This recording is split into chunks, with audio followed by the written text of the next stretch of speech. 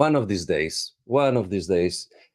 Good night, everybody, and welcome to every single one of you, you beautiful people that made a little room in your lives to come and watch this poor fellow try to talk nonsense about things that shouldn't be together, like guitars and synthesizers.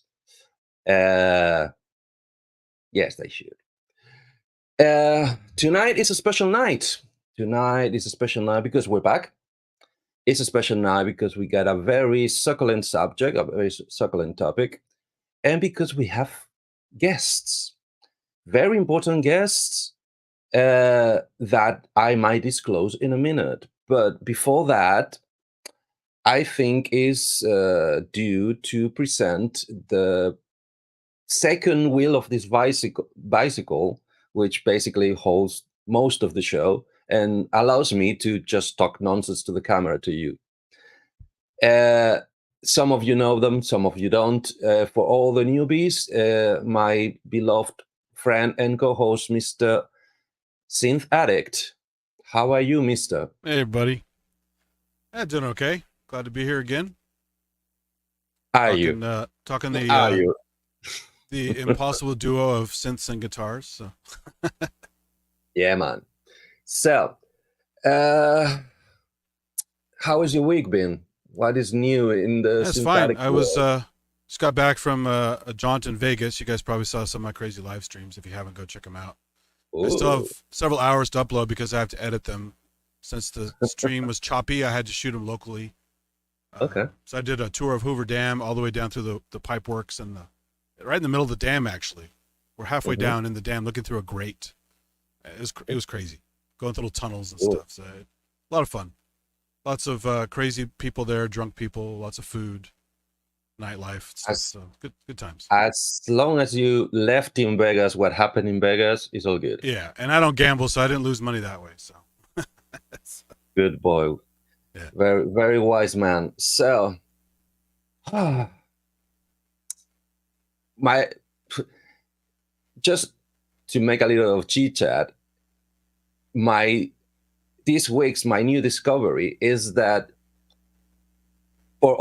since I've started my adventure with synthesizers, because I kind of live disconnected to reality and from society, I thought I was forging in my brain a new style of music that has never ever been done before, because I had no notice, no awareness of it.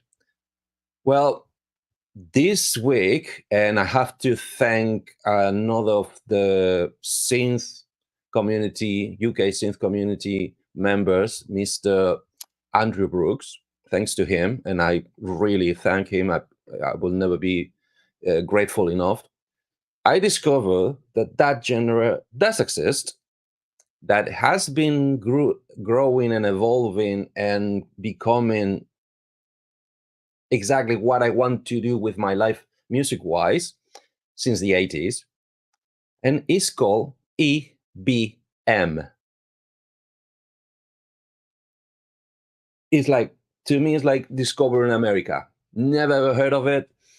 It's the most amazing thing. It's all the things I like about synths and guitars and dark music and heavy metal all combined with glitches and samplers. It's really, really crazy. And I'm on a discovery universe, knowing about bands like Skinny Puppy or front Frontline Assembly, or Oh, you I didn't don't know know those guys what. before? Yeah, there's some good stuff in there. Never ever heard about them. Not even heard about them. Yeah. So it's like one of those moments for me. And problem is, now I want to play that music, and where I am in the part of this country, I don't think nobody does. So I might have to move myself Yeah, if I there want are a to bunch that find. came out of that. Nitzer Ebb, even Nine Inch Nails kind of came out of that movement, I think. Exactly. But So that's the side that I knew. But to me, bands like Nine Inch Nails, Rammstein, yeah, uh, definitely they Rammstein. and a little hint in even in Depeche Mode, they kept on the commercial, polite side of the genre. No, I want to go head deep into it. I want to make it brutal. And really, I need to put my elbows and study and learn and practice and get more toys, because I don't think I'm gonna have enough with the ones I have, if there weren't enough. Cool. Enough of blabbing and jabbering and nonsense. Let me, all of you, because if any of you have checked my posts in Facebook, I've been teasing saying, hey, we got a VIP guest. We managed to seduce, lure, kidnap one of the, to my understanding, to my knowledge, one of the most prominent minds in the guitar synth world of 2024.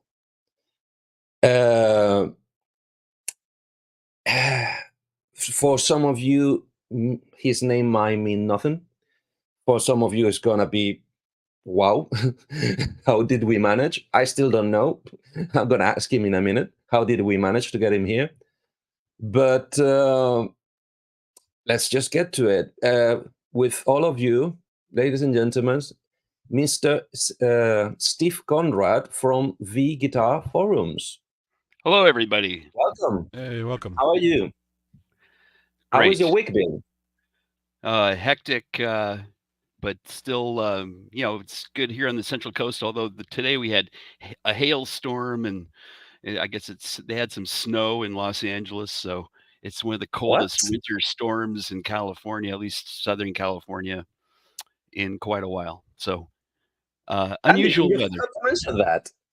That doesn't happen. Some of it hit Las Vegas too. It was very cold in Vegas. So. Yeah. Crazy. Yeah, 9 o'clock this morning we had hail right here on the beach. So. Wow. No beach today for anybody. Well, it's sunny now. If you don't like the weather, wait 2 hours. But... Cool. So, Mr. Conrad, I'm very happy to be here.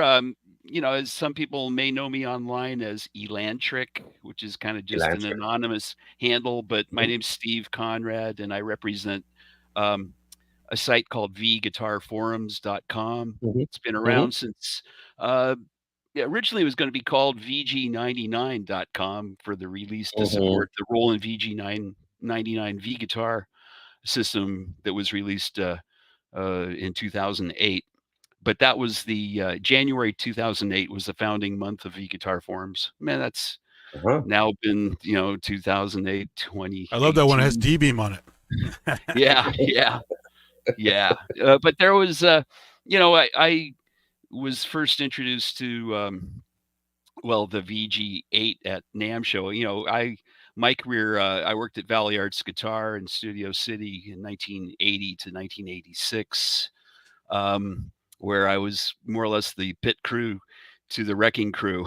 It was really the best way to think about it. Probably every guitar player you could think of, I probably worked on their guitar at that point in time in the early 80s. So, I was born in LA, but family transferred around the country. And then I came from Chicago back to California in 76 and, was on the road in rock bands, mostly, trying to do originals and top 40, but trying to get a record deal. By 1980, the band had folded, so I had to get a job, and so I applied and got a job at Valley Arts Guitar as a bench technician. Eventually became the service manager.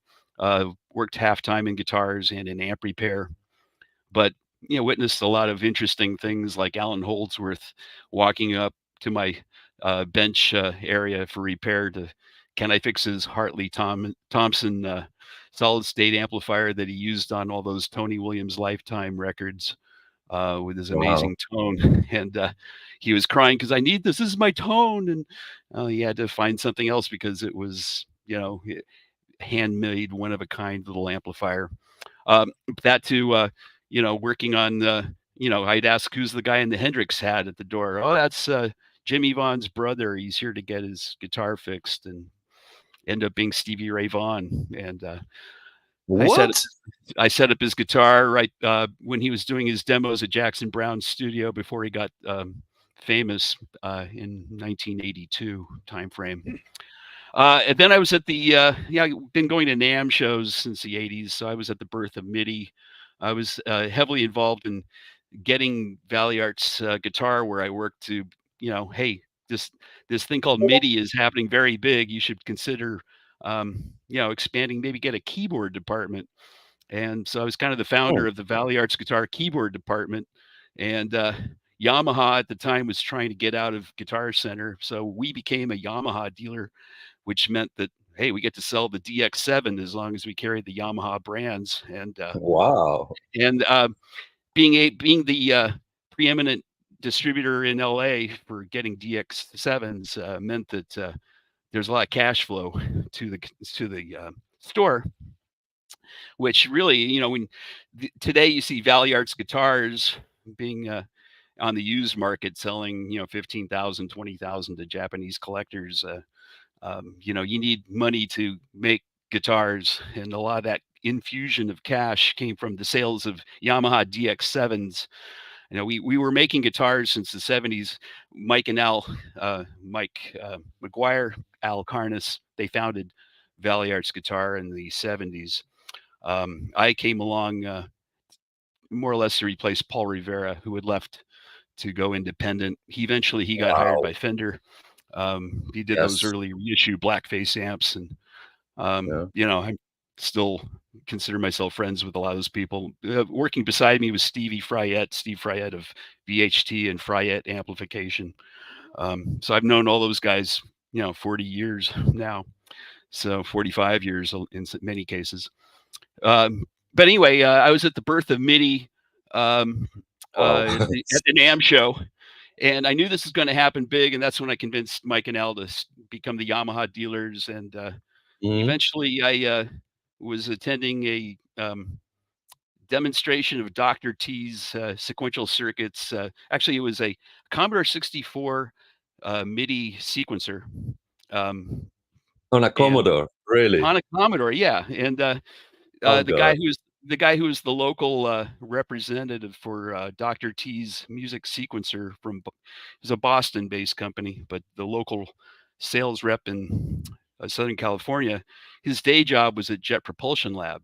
And I said, Mhm. well, hey, if you ever need help over there, let me know. And I put my resume together. I got hired by Jet Propulsion Lab. So I worked there for about 7-8 years. And Wow. then I was hired by my boss at JPL to start working on, government satellite things and some top secret things. And I've been inside lots of nuclear facilities throughout the whole West Coast. I And you survived. I survived. Yeah. Eventually, by 1994, I decided I think I should need to get a change of careers, and I ended up becoming the technical director for a facility in Venice called Machine Head Sound Design Studios, run by a gentleman named Stephen Dewey, who used to be with the Thompson Twins, but he's one of the preeminent sound design composers, making sounds for commercials. And who was that for? Well, it'd be things like Chiat Day, and ad agencies are always looking for a new ad campaign. And the story was that he set up his Fairlight synthesizer that he had from the Thompson Twins in the Chiat Day facility, and he said, "Hey, can you come up with a sound for Plot Plot Fizz Fizz, or Budweiser Frogs, or what have you?" So that became a huge thing, and he's still doing it to this day. We were making, but Super Bowl commercials, and having the Wow. head of all them. Here's the head of Paramount Pictures. Here's the head of, you'd have stars coming in all the time doing voiceovers. Uh, but anyway, Jesus so Christ. I was doing that for quite a while, and then I decided I need to get I'm out of not Los worthy. Angeles. Totally. You know, Not worthy. I know I you don't you know. were important. I just didn't realize how much of royalty were you. I Well, just wasn't aware. I was also working on color laserjet engines for a place called Xena Graphics, and the target was Minolta was planning to release their own first color laser engine, laser printer, color. But then at that time, Tektronix, which is an oscilloscope company in Beaverton, Oregon, they came out, 3 months before we could and kind of owned the market. They were thinking Minolta wanted to come out with one for $1,700, and Tektronix came out with one for $1,200, and they pulled the plug. I got laid off, and my old buddy from Valley Arts Guitar, a gentleman named Dudley Gimple, hired me to work at Ernie Ball here in the Central Coast. So it's midway between San Francisco and Los Angeles. So effective 1990, late 1998, early 99, I moved up to the Central Coast here, and I've been here ever since. So now I've been here 25 years at this point, and played in numerous bands, worked at Ernie Ball for about 4 years. And then I was responsible for, they had a thing called the Audiophile HD 500 bass amp that was actually made by what's known today as Mark Bass, company called Parsec, Marco De Vigilis in Pescara, Italy. That's where they were making those amps, and he's still in Pescara, I believe. And but then around 2002, the lira to dollar evaluation, because you live and die by the exchange rate, and when the exchange rate is upside down, you don't make any profit. So it became a little unprofitable for them to do it at that time. So I had to change careers. So I became a printed circuit board designer for a company called Ultra Stereo Labs, which was known as USL, and we were making cinema audio surround sound systems. And remember Ultra Stereo? That was a big thing for a while. Yeah, it was. All the Robert Altman movies, as the credits roll by, you'll see this film is in ultra stereo. It's kind of a competitor to Dolby, THX, things like that. And they ended up getting purchased by QSC in 2017. So I retired.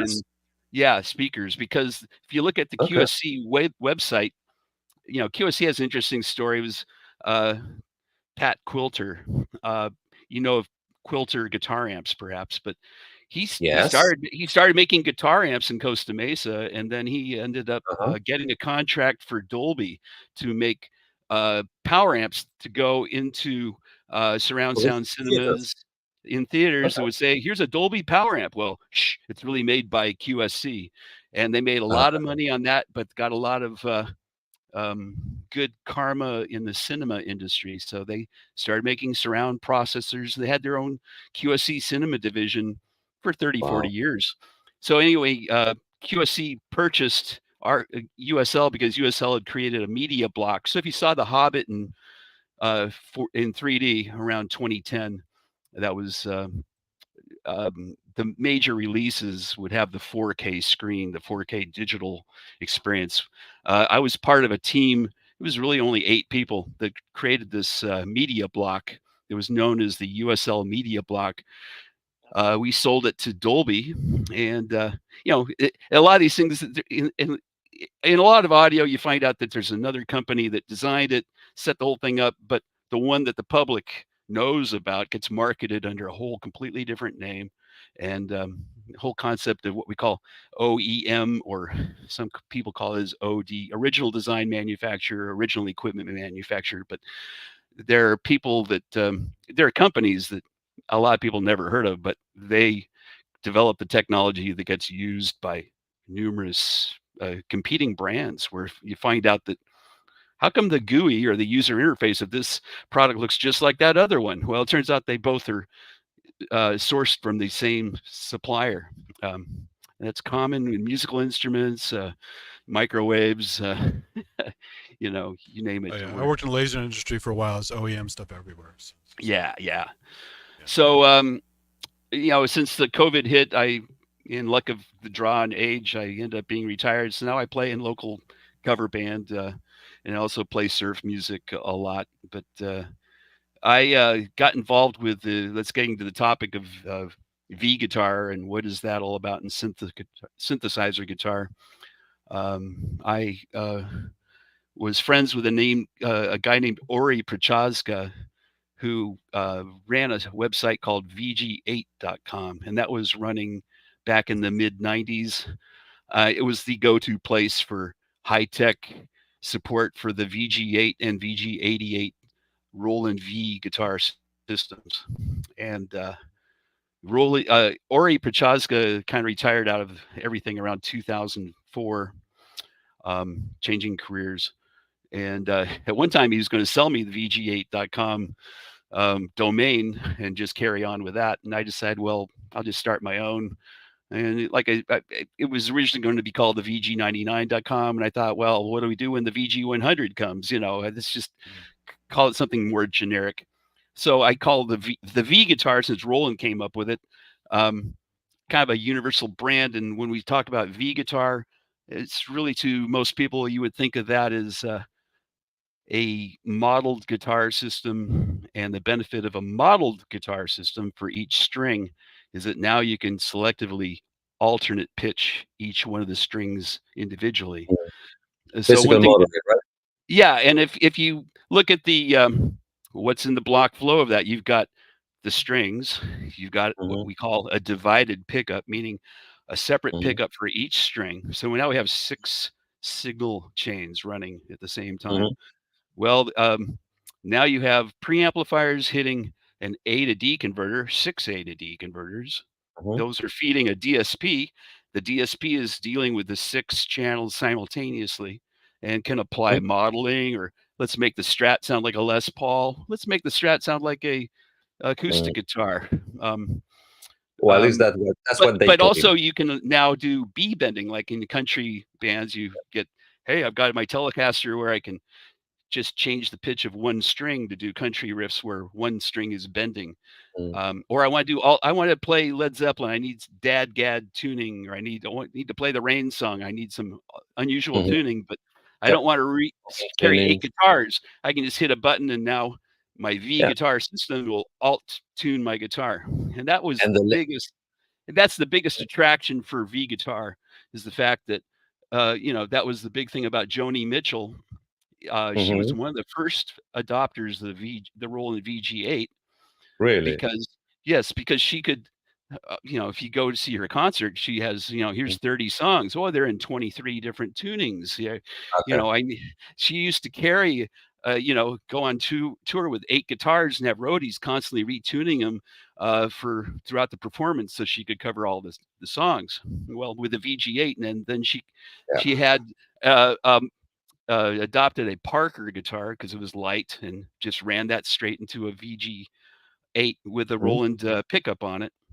And that's the other thing that a lot of people assume. They say, oh, I need that 13-pin MIDI pickup and MIDI cable, and it's not MIDI at all. There's no MIDI whatsoever. Okay. It's full analog.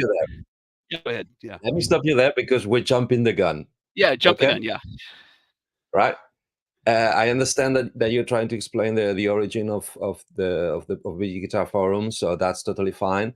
But I like to go into the tech in more detail in future episodes. We will explain everything in excruciating detail, because that's how I like things done. Yeah. But in the kind of right order to understand what comes first and why. But just to reiterate your point, one of the selling points precisely of that technology, now that they're since they merged VG line and the GR line into the 55, and I think some of it transpired a little bit into the SY. Am I right on that? Correct. In fact, the SY by rights should be called a V guitar system, because it relies heavily on the VG99 technology. What they used to call the COSM modeling. Exactly. The new selling point, since the new bands don't really switch tunings, or they don't do that much swapping of tunings anymore. What they do a lot of is drop tunings. Correct. Is extended range, way beyond where the string has basically no resistance, if you want to go to that note. So it's easier to keep on the happy to play resistance string and electronically go down to the pitch you actually want. That's correct. That's the selling point they're trying to push to the new generations. So actually, I had a quick question, since you brought up the whole V guitar thing. Since you worked with it a bunch, you used it a bunch. What is your opinion on the quality and usability and realism of the V guitar? Should people go for it, or should it be more of a novelty? I really think you know, if you're in the studio, you're going to have all the separate guitars. Right. If you're songwriting, it's really handy though to have a V guitar system because now you can instantly be inspired to go from how would this sound if I played the slide solo here and okay, quick, here's my alternate tuning. In But as fact, far as using it, did it sound good enough to use on an album? Do you think? I think it does. Yeah, numerous albums have. Like you may have heard Chris Isaak, his big hit. Was that Foolish Game or something? Wicked Game. Yeah, Wicked Game, right? Yeah. Well, that whole magic guitar part there. If you look at the analysis, you can Google it. Analysis of Wicked Game guitar part.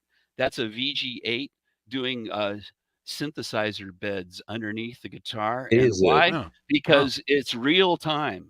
That's the big thing about V guitar is that there's none of this pitch to MIDI or latency or a delay, or how come when I hit the note I don't hear Yep. the output from the synth until 40 to 80 milliseconds after I pluck the note, meaning it throws me off if I'm trying to play a funk rhythm groove where I want to be ultra precise on the one E end, on the end, Well, if you play with a Yep. MIDI pitch to MIDI thing, it's like, well, now the thing came out late, so I got to It's a play miss. ahead of the note, and I am detached. Whereas the V guitar, it's like, oh, it's every bit as funky as my Telecaster into a twin reverb. It's instantaneous. It's now, and that's really the big deal about playability, and the big attraction for a lot of players to stay with a V guitar and avoid the MIDI guitar things, because as soon as you mention MIDI guitar, a guy my age is going to say, "Oh, I tried that junk in 1980. I had the Casio MIDI guitar, and it was just dreadful because, I don't want to."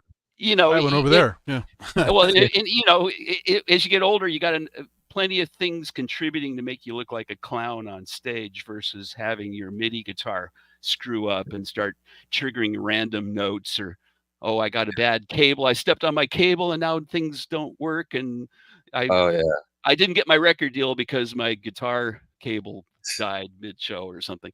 There's all sorts of issues. And I find, frankly, as a performing musician, I played more gigs in the last 3 years than I have in 20 years. And what I find is at the end of the day, it's all down to your musicianship and experience and connecting with the crowd. And you should be able to do that with a ukulele if you're a professional. These other things contribute to the tone. But certainly, if you're relying on a lot of industrial stuff, if you're Trent Reznor and you want to do the Nine Inch Nails records, you better damn well have some synthesizers on the stage. Or if you're you were mentioning earlier about the electronic body music, the EBM, that would be Tool. Who would be involved with that? There was something that there was somebody you might know, Skinny Puppy. Skinny Puppy, yeah, exactly. I go on and on with that whole thing, but everyone's got different means to an end. Like I was mentioning the Chris Isaak thing. Well, what would he have a need for a guitar synthesizer? And you find out his biggest hit has Guitar-Synth. So what you find is that, to me, it augments the way I'd say a pro could utilize Guitar-Synth is to support and augment what you already do and love with your guitar. Make it big. And remember, in a live situation, the rule number one is the audience listens with their eyes. Please don't go there, because that's in my head, in my heart. That's exactly why we are here tonight, because that divide of the public listens with their eyes is what has been stopping the evolution or the application, the professional application of all this technology we're talking about: guitar synthesizers, guitar to MIDI, virtual guitar, and all the technologies that came out of there because of that divide. And just as close to me as not that long ago, a couple of months ago, I heard a synth player saying, "Oh, but every time I see a piano sound coming out of a guitar, sounds wrong. Yeah. And I Yeah. go like, but you've been playing organs and I know. balalaikas and arps Oh. and quarts in your keyboards for 3 decades, and that doesn't sound wrong? Excuse me? Oh, I know. In fact, Sorry, well, I just know from personal was experience, my you know, blood. I would have a perfectly tracking Roland GR30. This is like 25 Mhm. years ago. I'll take a saxophone solo, Steve, and I had my Stratocaster, and I did a perfectly great little sax solo using I had an expression pedal to give it some nuance, and it had it sounding pretty good. And Mhm. instantly, everybody accused me later of using a backing track in Oh my. karaoke. There's no way you played that live. And why'd you resort to having the backing tracks? And I said, no, I'm playing that live. And it just, that's the culture that you have to fight, where you're almost better Yes. off. Yes. You're almost better off if you have a MIDI guitar or something. Don't have a Strat or a Les Paul. Break out the kooky looking thing that looks bizarre because everyone listens with their eyes. If they see something that looks really So bizarre, in fact, to go back that end, yeah, exactly. You know, that go or a back U-Rock guitar, or, you know, likewise, you know, we were talking earlier about Adrian Belew Beat Tour, right? Well, what was his guitar that he was using towards the end of those King Crimson? He has a highly modified Mustang guitar where it's got Uh-huh. a lot of paint on it. In fact, he's even has somebody that painted virtual little knobs on the thing to give it a unique Really? look. In fact, I don't know if you could like put up he's got go to the Adrian Belew Facebook page, and he's got the Beat promo. It's got the GR300. Here's the multicolored Mustang guitar right there. I'm sure you can find it. It's all over the internet. I have it at V-Guitar forums. I have it on my Facebook page. It's on Adrian Belew's Facebook page. But I'm just saying that adds mystery. When people see the nods, that must be what's making the synthesizer sounds. So I think that it's an easier sell when people have that. I probably should have Okay. queued it up. But I know if it's at the V-Guitar It's forums, and it's coming. also It's just go to, coming. yeah, I think. it's on the Adrian Belew's. I gotta hear if you want to see. Yeah. Got it? Yeah, go for it. Because It's got the Roland JC120, and then it's got the GR300, and it's got right there in the okay, lower left I corner. think I can share. Share that up and see if you'll see what I'm talking about. This You see it? one. See it, Eddie? It's right there, shared. Okay. Let me get yours. Bingo. Oh. Okay, now what I'm referring to is look what's up here where your forearm would be. He's got like 10 or 12 little dials there, and from a distance it looked like, where are those little things stitching Mhm. down here in the yellow? But they're really just paint. It's like he's got 12 painted These knobs ones. on the thing. Yeah, well, the ones down there in the corner, yeah. Yeah. But the point is, it The looks armrest unusual, and I'm is. saying if you're gonna show up playing things that sound like King Well, Crimson and not guitar, right, that area, then that instantly identifies and tells the crowd visually, "That must be making those wild sounds." It's definitely not a Les Paul, you know? It sorry, I can't I can help to notice he totally removed the Mustang Tr bridge and put Yeah, a Kahler. is that a color? That's a Kahler, but the big deal about Taylor. to make Kahlers usually suck, The- but do Adrian's they? work Okay. Adrian's work great, and why? Because look at the saddles, where those black things, he's got the Yeah. ceramic rollers that Ah. restore some sonic, it really works a lot better because a standard Kahler has brass rollers, and the thing Mhm. is turns into a rattle. It's like a maraca, you know, it's like you lose tone, lose sustain, but he's got the you can get Yeah. those from a place called whammyworld, All right. .com, and they sell the ceramic replacement Yeah. for the Kahler. What year are we talking here? Up there where the string hits the little the far upper. Which year was this guitar created? Because He my created that guitar in 1985. It's on the 85. 85, yeah. Because I'm seeing Way a G before, up yeah, but and remember the J. GR300 was not MIDI, it was 1981, and it used the Yeah, 24 pin system. And exactly. this guitar is a 24 pin system. He's got the Is internal it? 24 Yeah, it's still a divided pickup. What are But the if knobs it's down here controlled, doing? yeah, well, that's a synth volume, and the other one could be assigned to be cutoff frequency. Okay, right. It really is the same knobs that are on the Pat Metheny G 808 G303 guitar controllers that were made by Fujijin. That looks very much like a 1980s So, Ibanez. and is the switch the original mix, as in guitar, synth, and guitar, also only synth? On that model, on this one, correct, yeah, it would be, but it could be assignable. It also had triggers, Oh, okay. capacitive triggers.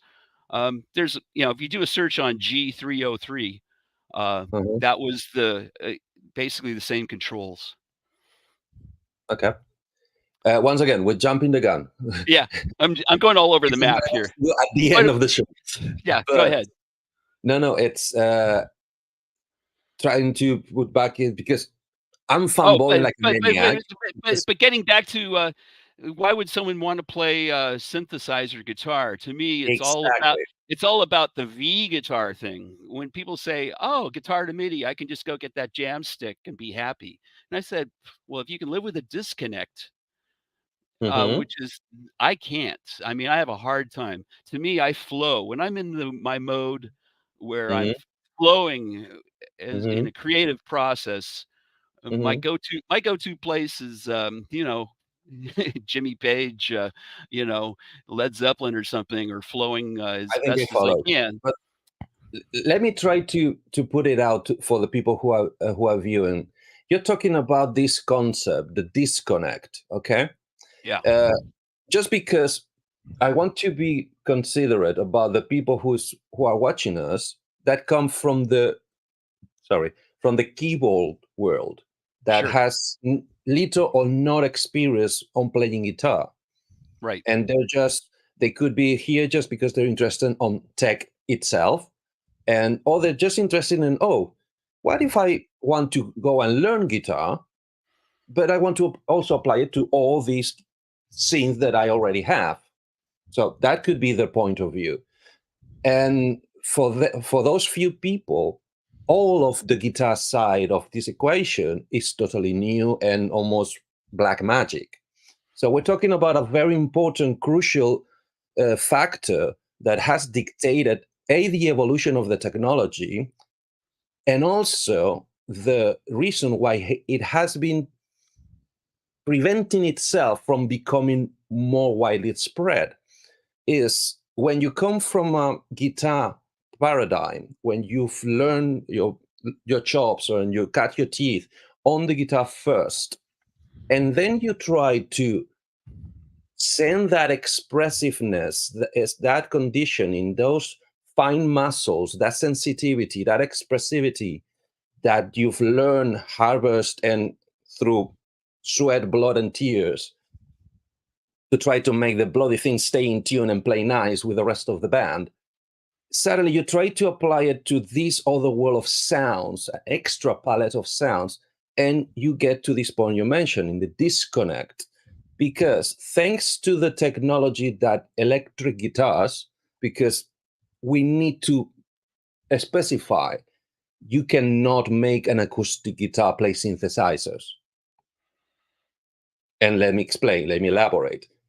Without adding extra technology, without transforming it first into an electric guitar of sorts, because the and that's another thing I wanted to touch today on the topic, on the, okay, what now? I want to play some guitar, so what now? Like, in what's out there? What do you need? What's the requirements? What's all this vast world that is opening in front of me? How do I make it little chunks, bite-sized things that I can understand?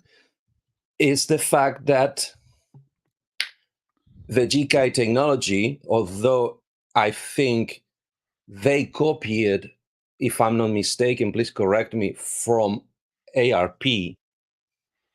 I believe they were the first ones or the second ones releasing a hexaphonic pickup, as in Well, 6 pickup in one chassis. there was a The Hammond. five There pickup, was in 1968 Hammond of Hammond 68. B3, Okay. 1968. they had a thing called the Condor system. And that was one of Okay. the earliest divided 6-channel pickups. The strings ran through a donut type of a pickup, Uh-huh. and Uh-huh. that pickup found itself being employed on even John McLaughlin had that same pickup from the Hammond Condor in placed on a Les Paul that he used to drive his 360 Systems slave driver rack that he had. He used to go on tour with about 5, maybe 3 to 6 mini Moog synthesizers being driven, one per string, from a 360 Systems slave driver.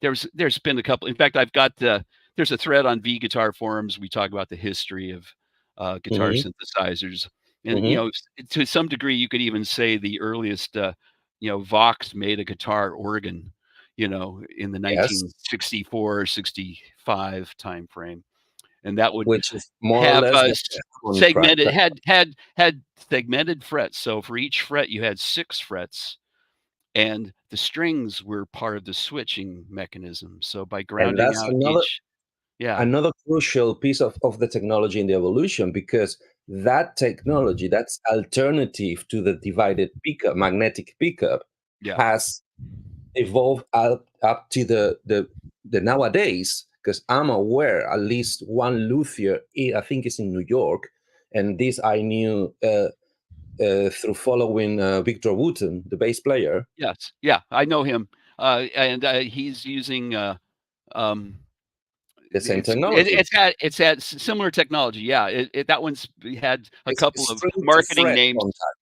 Yeah, the one that's the oldest one is there's a Solange MIDI guitar made by Industrial Radio in Australia, Mhm. and that's been around for There we go. The 30, O's is 40 again. years.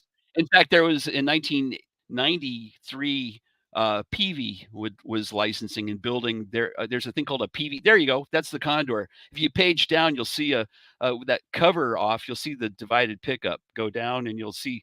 Hopefully, the divided pickup will be exposed almost one more page down. Keep going down, down, down. Keep going down. Yeah. Well, yeah. Okay, well, Yeah. That's all he's got. Yeah. They missed the most important picture, which is that pickup when that You can plastic see him cover going thing through up. though. Yeah, it's going Yeah, through the stuff. yeah, and that's definitely the earliest one, 1968. They were doing that, and of course, oh my most God. people would identify that as it must be an Ovation guitar. Well, they had the same company that's making Ovation guitars, making these for Okay. Hammond, who market it as the Condor. And in Rolling Stone magazines in Oh 1969, my God. you'd see quarter-page ads for the Hammond Condor synthesizer. In fact, the coolest thing about Let the me Hammond Condor was its folding case. Very, very cool little case that came in. let me point out that they mounted a hexaphonic magnetic pickup on a hollow body. Talk Oh, about I know. crosstalk. Yeah, you think, but it was really the magnetic string, Yeah. but you're right. That's the Achilles heel for alternate tuning is going to be crosstalk. Good. So going back to Yeah, uh, from the guitar point of view, you cannot make an acoustic guitar in pure acoustic with no electronics. You cannot make it interact with synthesizers. But for the people who comes from the guitar side, I think, well, I don't really know. So and in the chat, if anybody can say or express their opinion, I think we should start from the very, very, very beginning, all the way down to what is a synthesizer and why those two technologies also have sorry, they have way more in common that we give them credit to. Let me check this into not this one. Here we go. So I do another thing. going Just down to interject. Do a yeah, Google search on something called PD space guitar. synthetic. Can you take care of that, please? Which one? Sorry. Called PD? PD, like P as in Paul, D as in Yeah. doctor, space guitar. Okay, sure. And find a YouTube. There's plenty of YouTube demonstrations of the PD space guitar. It's a gentleman named Paul Dreisen in Germany who's created it, and it's an iOS app, and he can, with just a mono input signal, he can now give you, you know, a full chordal synthesizer, real time triggering, Ooh. no pitch to MIDI. It's an amazing technology, and not only can you use it with a guitar, but you could, you know, microphone your acoustic guitar and put it in there, or microphone your Good. flute or whatever you want. And out comes synthesizer. It's Mr. real Conrad. time. Yeah. Mr. Conrad. Yeah. I know we're gonna have a lovely relationship, fighting each other. Me to keep you in track, and you diverging, wonderfully diverging with awesome information. But let's try to. I'm trying to make this understandable for people who's Sure. not inside, for the outsiders. Sure. So for the guitar people, probably all three of you in the view in this show now or in the future, let me just start with this. Sorry, I go to Wikipedia because it's the most accessible source Sure. of misinformation most of the time, but let's see how God did it wrong. So a synthesizer is an electronic, so we're talking electricity. It has to be involved. Electronic musical means it can produce pitches, either one or several, instrument that generates audio signals. So basically, sonic information that we can hear and understand. So where those two technologies start converging, not colliding, because they're going to be, to my understanding, evolving in parallel for at least a decade and a half before start touching each other timidly, is in the fact that the guitar got electrified. Both instruments, keyboards, because, and let me correct myself, synthesizers originally had no keyboards attached. In fact, the earliest experiments of synthesis, sonic synthesis, were just, we could call lab equipment. Is that right? Well, it'd be like Krause and Beaver doing science fiction soundtracks. Forbidden Planet is the most famous example. Its whole entire soundtrack was created in the 50s. There are earlier experiments. In fact, if you look at the earliest things that Robert Moog were involved in, is the theremin. And he there's, oh, you know, you talk about, there's a lot of evolvement, but I think that, you know, to get an unusual sound that's out of the world. But getting back to why would people convert from an acoustic guitar to electric guitar, the motivation was the big Louder. big band. How do I compete with a horn section and, you know, Jimmy Dorsey's you know, whatever big band in the 1940s? So you got those guys part of the rhythm section. How do you be part of a rhythm section in a big band if you're playing guitar? With those big archbox guitars, unfortunately, most people only have exposure to the Asian knockoffs of a big archbox L5 Gibson type guitar. But if you have a genuine article, you find that, oh, no, those things are quite loud acoustically when you start strumming them. And they didn't have to worry about sustain. It was guitar was part of a rhythm instrument. So if you think of, in that context, there's a dun dun dun dun dun dun dun dun dun dun dun dun, and that's where you'd want to hear the chord. So this, you know, rest of the orchestra could play solos on top of that. But you know, the earliest you know, almost trying to be equivalent of even the banjo, because the banjo was slightly louder because of the frequency range and the resonant and the national resophonic dobro. They used to have those orchestras, and those are amazingly loud if you get the right cone. It's all about the cone on those things. In fact, that you can really upset people if you show up with a resophonic guitar at a jam session, because it's the loudest instrument with everybody. It's like that and a banjo, but it's just as loud as a banjo, but it's a guitar. Yeah, but we're still fighting sometimes a piano, many times a whole brass section where one trumpet is just deafening, only one. Right. Yeah. Never mention 3 trumpets and 3 trombones and 4 saxophones and that's a lot of dBs because they were meant and they were used to fill ballrooms, as in Yeah. huge, I don't know, 100, 150 people, Yeah. 200 people, big Well, rooms with no well, amplification. well, I think culturally, you have people. There's an evolution of otherworldly sounds. If you Mhm, introduce an otherworldly sound into a culture, it becomes somewhat attractive. In fact, a lot. You could probably say, why was the big growth of electric guitar in the late 40s? A lot of it was mhm, returning GIs who were stationed in Hawaii would hear the mhm, local Hawaiian guitar music with the slide and realized they could play slide guitar. And the mhm. earliest, cheapest guitar you can make is a lap steel guitar with a slide. You Yep. don't even have to worry about frets. In fact, that was the earliest stringed instrument. Fender, Kaufman and Fender K&F musical instruments, Mhm, 1945, May 44. That was their first instrument, and their amplifier was intended to be a student lap steel guitar amplifier, mhm. way before the Yep, yep, Telecaster broadcaster. yep. So my point is Way that, before rock and you know, roll. the theremin would be otherworldly, and that was going back to the 1930s. Woo! I Mhm, mean, you probably hear it in Dracula. Probably has theremin involved in it someplace. Uh, mhm. but when you hear Hawaiian music, that's like, oh, how do I make that sound? Oh, and it seems like you can. And once you have open tuning, now, oh, wait, I just put the bar here, and I can learn it. So it's accessible. And Bar up, bar this down. is this is in the pre-internet days, so people Yeah, would way. have to have a lap. People would either build a model railroad, or they'd learn to play Mm, lap steel, or learn to play an instrument. yep. Accordion was a big thing because that was accessible. Oh, I can't afford a Yep, piano, but we can afford an accordion, and a lot of people would, make that argument. Um, yep.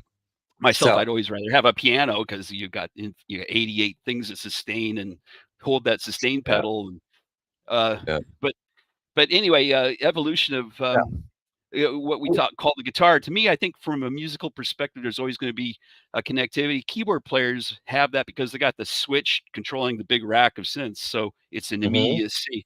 You put the Moogs had the pitch bend mod wheel, and before mhm, long, you've got someone like Jan Hammer expressing it and competing with mhm, Jeff Beck on the Wired album. Go, you know, head to head against each other. Kind of goes earlier to Mahavishnu Express, with mhm. everybody was There's playing that in that. there's that great Les Paul birthday show where Eddie Van Halen and Jan Hammer are dueling out on stage, guitar versus guitar, Yeah, shredding and stuff. It's Oh, pretty fun. yeah, it's all fun. that's it. But Oh, to me, I talk about flow.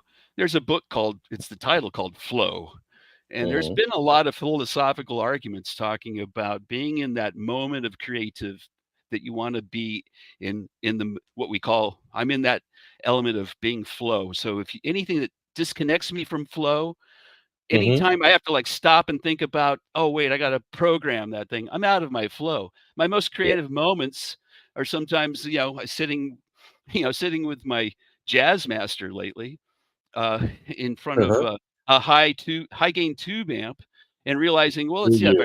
if I rest the headstock on the amplifier at loud volume and I start plucking the region of the strings between the bridge and the tremolo and start Yeah, using the tremolo whammy thing, I can play things that mhm. sound like synthesizer. What is going on here? What Oh, is that?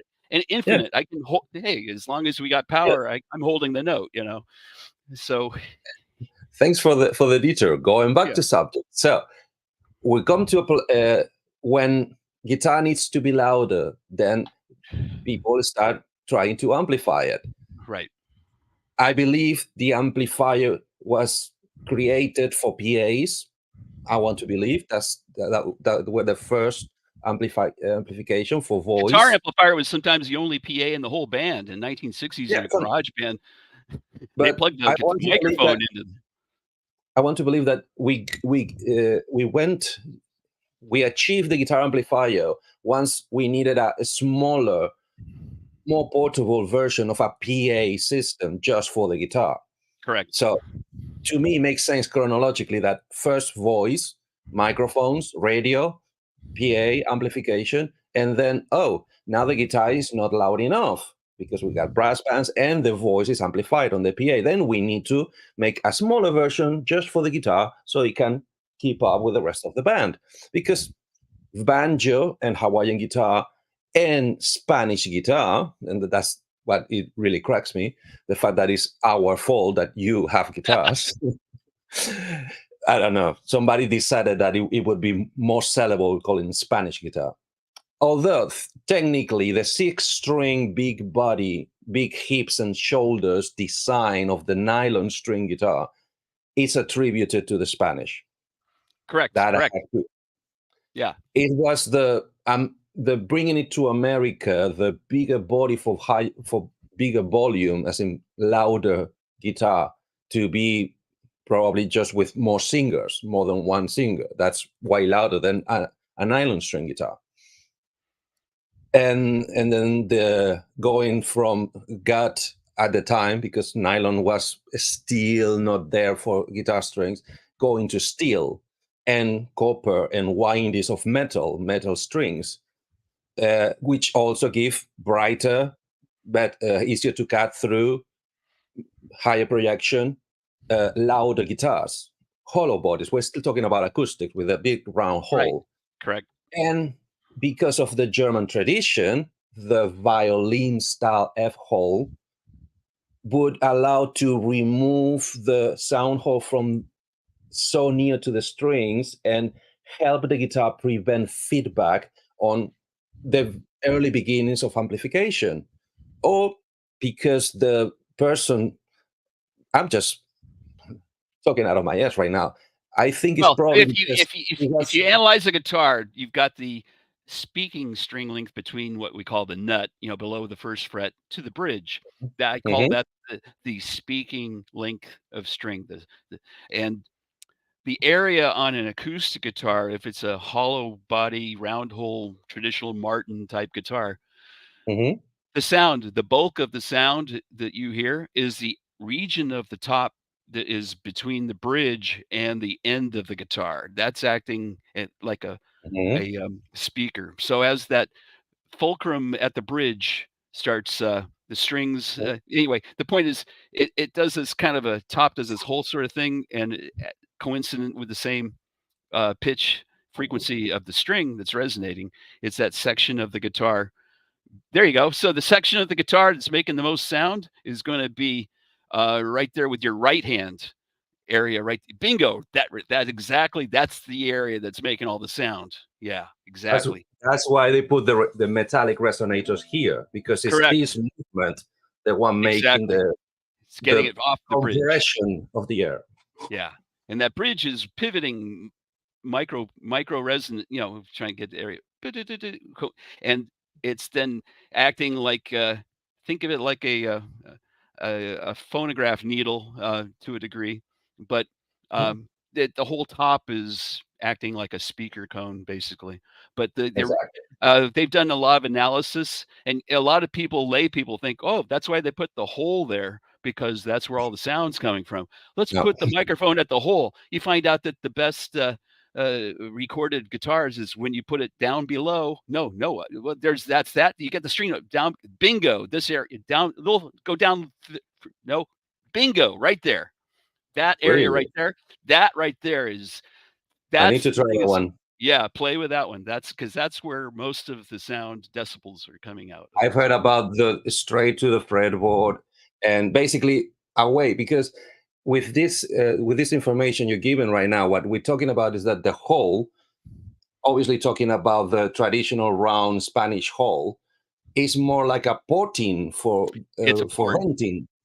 Exactly, it's a port to allow the air to prevent the top from choking itself on the vibration, on the compression of the air. Correct. Yeah. A quick question while you have that up. What do you guys think of the plastic shell guitars like that? Well, of course, the original thing, that was a guy named Charlie Kamen, who owned Kamen Aerospace. And what was Kamen Aerospace? They made the helicopter blades for the Huey helicopter in Vietnam. Oh, wow. He made all of his money from aerospace making helicopter blades, and he happened to be a musician. He had tons of what they called that fiberglass material on the back, and he cultivated the round back. They have a name, it escapes me now, but anyway, that he figured, well, I'll make a guitar based on that Ovation principle of the round back. Yeah, there's a name for it. It's kind of it's in the Kevlar family. But well, the because it original was was Kevlar, but then the cheaper imitations, they're done with fiberglass or plastic. Yeah, fiberglass, plastic, carbon fiber.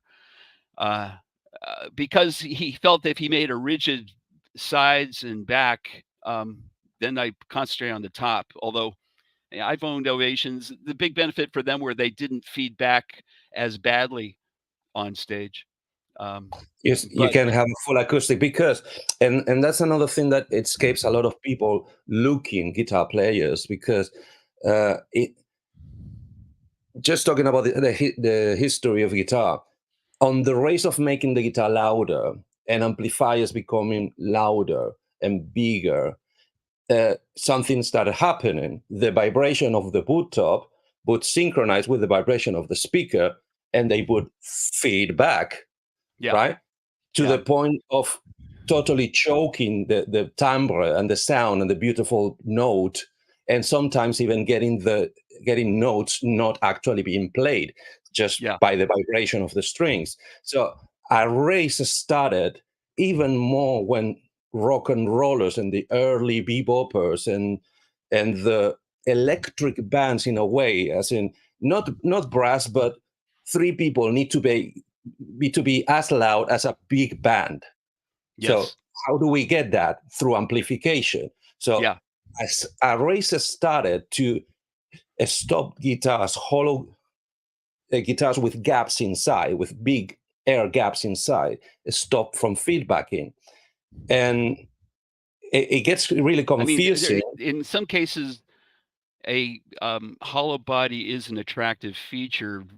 In fact, I'd make the argument that a lot of those Beatles cover bands are attracted to an Epiphone Casino. And, you see the Beatles were touring with just their Epiphone Casinos. Why? And I'd make the argument because when they weren't on stage, they could all be in the hotel room with Paul and, Paul on his Hofner Beatle bass, which you can still actually hear acoustically unplugged. Yes. Yep. They still make a sound. And likewise, those Epiphone Casinos unplugged, being fully hollow, they're loud enough to write a song with. So you could be in a hotel with two Epiphone Casinos, same as a Gibson ES330. It's full hollow.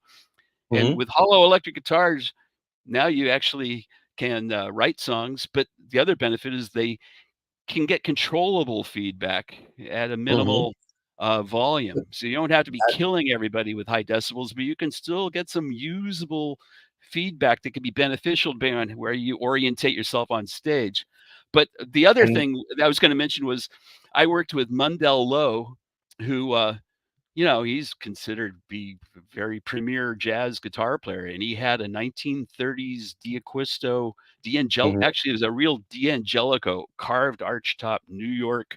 He had Stromberg guitars, very expensive guitars.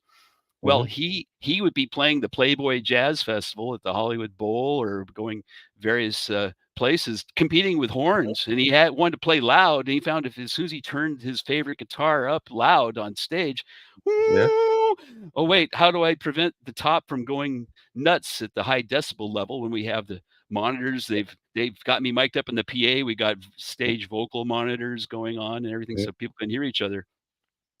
And we had to stuff the guitar. I mean, it's common acoustic guitars. We'd take an old pillow and fill it full of the batting and stuff the guitar.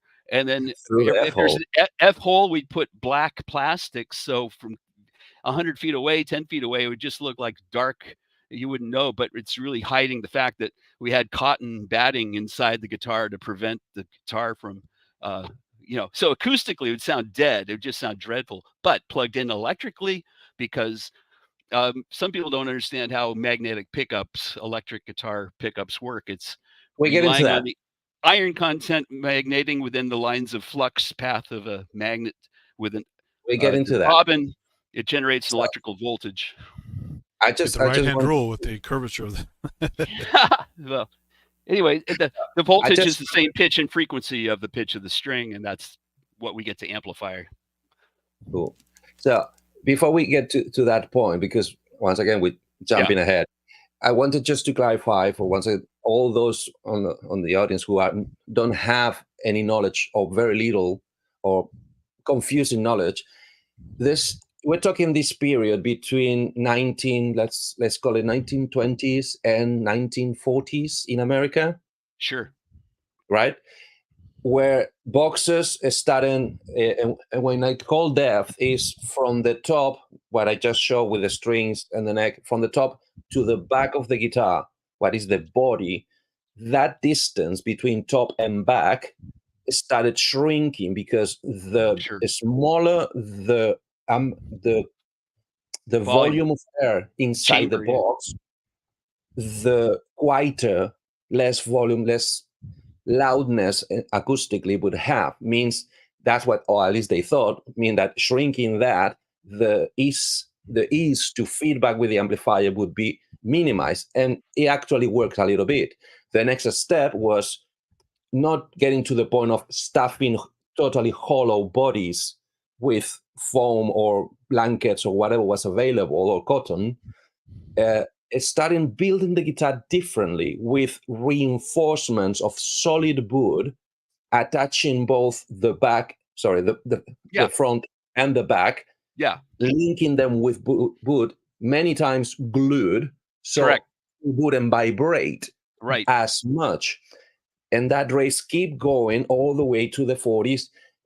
For instance, the infamous Gibson 335, to the point it's a whole plank, solid plank from front to back, and almost the width of the pickups, all the way from the neck all the way to the bottom of the guitar. It's a whole plank of solid wood. So the only holes left are the ones you can see through the F-holes. It's two little wings of empty air. Exactly. And even that gave issues with feedback. So the next step is when Merle Travis with Mr. Rickenbacker, is that right? Did the first... Well, getting back to your guitar? The ES335 concept was Les Paul in 1946 had a guitar called the Log. The Log. And we get into that. But that was, people forget that was really, 1944, 1945, he was developing all that. He had taken an old Epiphone, cut it in half, used those wings and glued it to his hand fabricated, built like a 1964 Firebird. It was one piece of wood from the headstock clear to the tailpin, and then he just glued on the wings to have really essentially the first solid body. And he was, anyway, going the Telecaster, broadcaster, all that stuff, 1948, electric guitar. Before that, but Rickenbacker in the 30s had a thing that looked like a banjo and it was Kaufman. Doc Kaufman was involved in its design, and he was involved with Rickenbacker, and a thing that looked like an aluminum banjo, but it was an electric guitar. First of all, let me revindicate the name of Mr. Les Paul, because a lot of people, including all the CEOs at Gibson, I don't know if corporation by the time or just Gibson Inc., mocked him and laughed at him and refused his concept because he was not a luthier. He was a tinkerer. Totally true. Yeah. In fact, it was only after. It was after Fender could with the tools he had at home. Right. Just because a lot of the impetus of the Les Paul didn't arrive till 1952. Why? Because Gibson couldn't compete when Fender was making Telecasters marketed as a broadcaster. And of course, that was all laughed at. People would say, well, it's just a toilet seat with a neck. What's up to that? Because it doesn't look anywhere near like a luthier created Kalamazoo, Michigan carved top Gibson L5, that's amazing craftsmanship. And here's got this thing that's just a solid guitar. So solid guitars were a hard sell amongst purist musicians for quite a while. Of course, because you could not play them without the amplifier. You're right. One of the many reasons. But my point is just what Mr. Les Paul did was just a proof of concept. but I assume that people at the time took it too literally, as in this badly handcrafted piece of plank cannot become a Gibson product, because Gibson, by the time Les Paul showed the lock to them, they were already making guitars on ebony, guitars on mahogany, natural, sometimes even bone binding, mother pearl inlays, absolutely, I don't know, Rolls Royce luxurious items. And suddenly this poor guy from the tools in the shed comes with this proof of concept to say, hey, this will stop feedback if you make it right. And probably somebody might even, and this I'm making it up, might not like the fact that he chose an Epiphone body and headstock for the experiment. It's like, you're trying to bring the competition to our company. Blah. We're talking people from the 40s. Yeah. So but this could be also, could have been in the table, I imagine. Sure. And then is when Fender, after looking what Mr. Rickenbacker did for Merle Travis, totally solid body maple guitar with, funny enough, a Stratocaster-ish headstock. That was to me the biggest kicker. Yeah, the big thing is you got to also mention Paul Bigsby in there, and who's people think of him only for the tremolo, not forgetting that Paul Bigsby was making those Merle Travis guitars. That had the very first 6-in-line, which he borrowed from a French guitar from the 1800s. I mean, if you go look at lutes and various stringed instruments, you'll find early examples of the Fender headstock going in the 1800s, and that's what Paul Bigsby was borrowed on. Paul Bigsby was a hands-on motorcycle mechanic that had a shop in Downey. When I was born, I lived in Downey for 7 years, and it was only 2 miles away from where I lived. He was on a street called Flow Street, Phlox. Still, you can look it up, his address, where, in fact, if you look at the early 50s Bigsby mailers, oh, look, here's his address where he'll take customer support. Well, you can look on Google Street View and, oh, look, there's his shop. It's the building that was his shop is still there. Now it's a tile distribution place. But the point is that he was a master in backyard aluminum foundry, and it was sand casting. He could make a sand cast aluminum mold and make custom heads for Indian motorcycles and special parts for motorcycle parts. So he cut his teeth making molds and special hot rod motorcycle parts in his backyard in Downey. And when he was approached and was a fan of country music, he said, well, I'll make electric guitar. I think I could make that. And he made one, and he ended up going up at the local, down in that area, Paramount. You had, this is Southern California. You got to remember that the biggest live music show you'd have would be the barn dance on KTLA Music. This is where even Ernie Ball was the house guitar, pedal steel guitar player, steel guitar, way before pedals. So this is Sano and Johnny. Those guys are all doing it with just the bar, and it's all outgrowth of Hawaiian steel guitar. Yeah, so Sleepwalk is great. Yeah, but all that stuff, you got to realize the cultural element of what Sano and Johnny, they're in New Jersey. You know, how do they get that Hawaiian music there? It was huge after World War II. Everywhere. And it was exotic. So I think that in a way of how do you bring new people into the thing? How do I sound exotic today where every beer commercial has what sounds like a Stevie Ray Vaughan blues guitar riff? I mean, it's almost like we're inundated with stuff that used to be really exotic. You had to like go to, you know, a bar in Southside Chicago in 1963 to hear, Magic Slim, or, I mean, there's a couple, Magic Sam, I'm trying to think of, or Johnny Guitar Watson, all those stuff are now been, as Frank Zappa said, guitarists take hits from 10 years ago, speed it up, play it twice as fast, and that's the current guitar style. And today's guy plays it twice as fast as the last guy, to the point where now you reach a point where you have a lot of people where all they know is playing solo and hand tapping, and they play pretty exotic and really impressive. But then you ask them, okay, let's play Papa's Got a Brand New Bag, or let's play some funky soul riff where all you gotta do is come in, boom, dink, Mm. dit. Sorry to be I can't play disrespectful, that. but They don't know how to play rhythm, you know. There you go. So where are we looking at there? Bigsby. Wow. There's your Fender headstock. What year is he doing that? 1948. That was made. That's a handmade guitar in Downey, California. first, well, not the first, because in fact, by 48, we've been having what, 25, maybe 30 years already of magnetic Great. pickups. Yeah. Oh well, yeah. Charlie Christian Gibson was an electric guitar in Mhm. the Okay, late 30s, early 40s.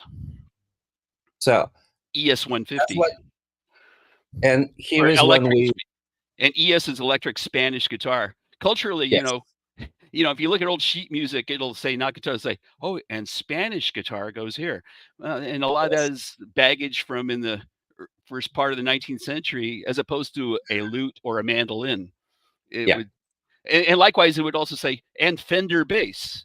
If they were transcribing stuff, it'd always say Fender bass, because that was the only game in town in the late 40s or 50s. Well, Also, When did they 52. go from the single pickup to having multiple pickups on the body? When did that change? Well, that would be Guys, Seth Lover and Gibson invented the humbucking pickup.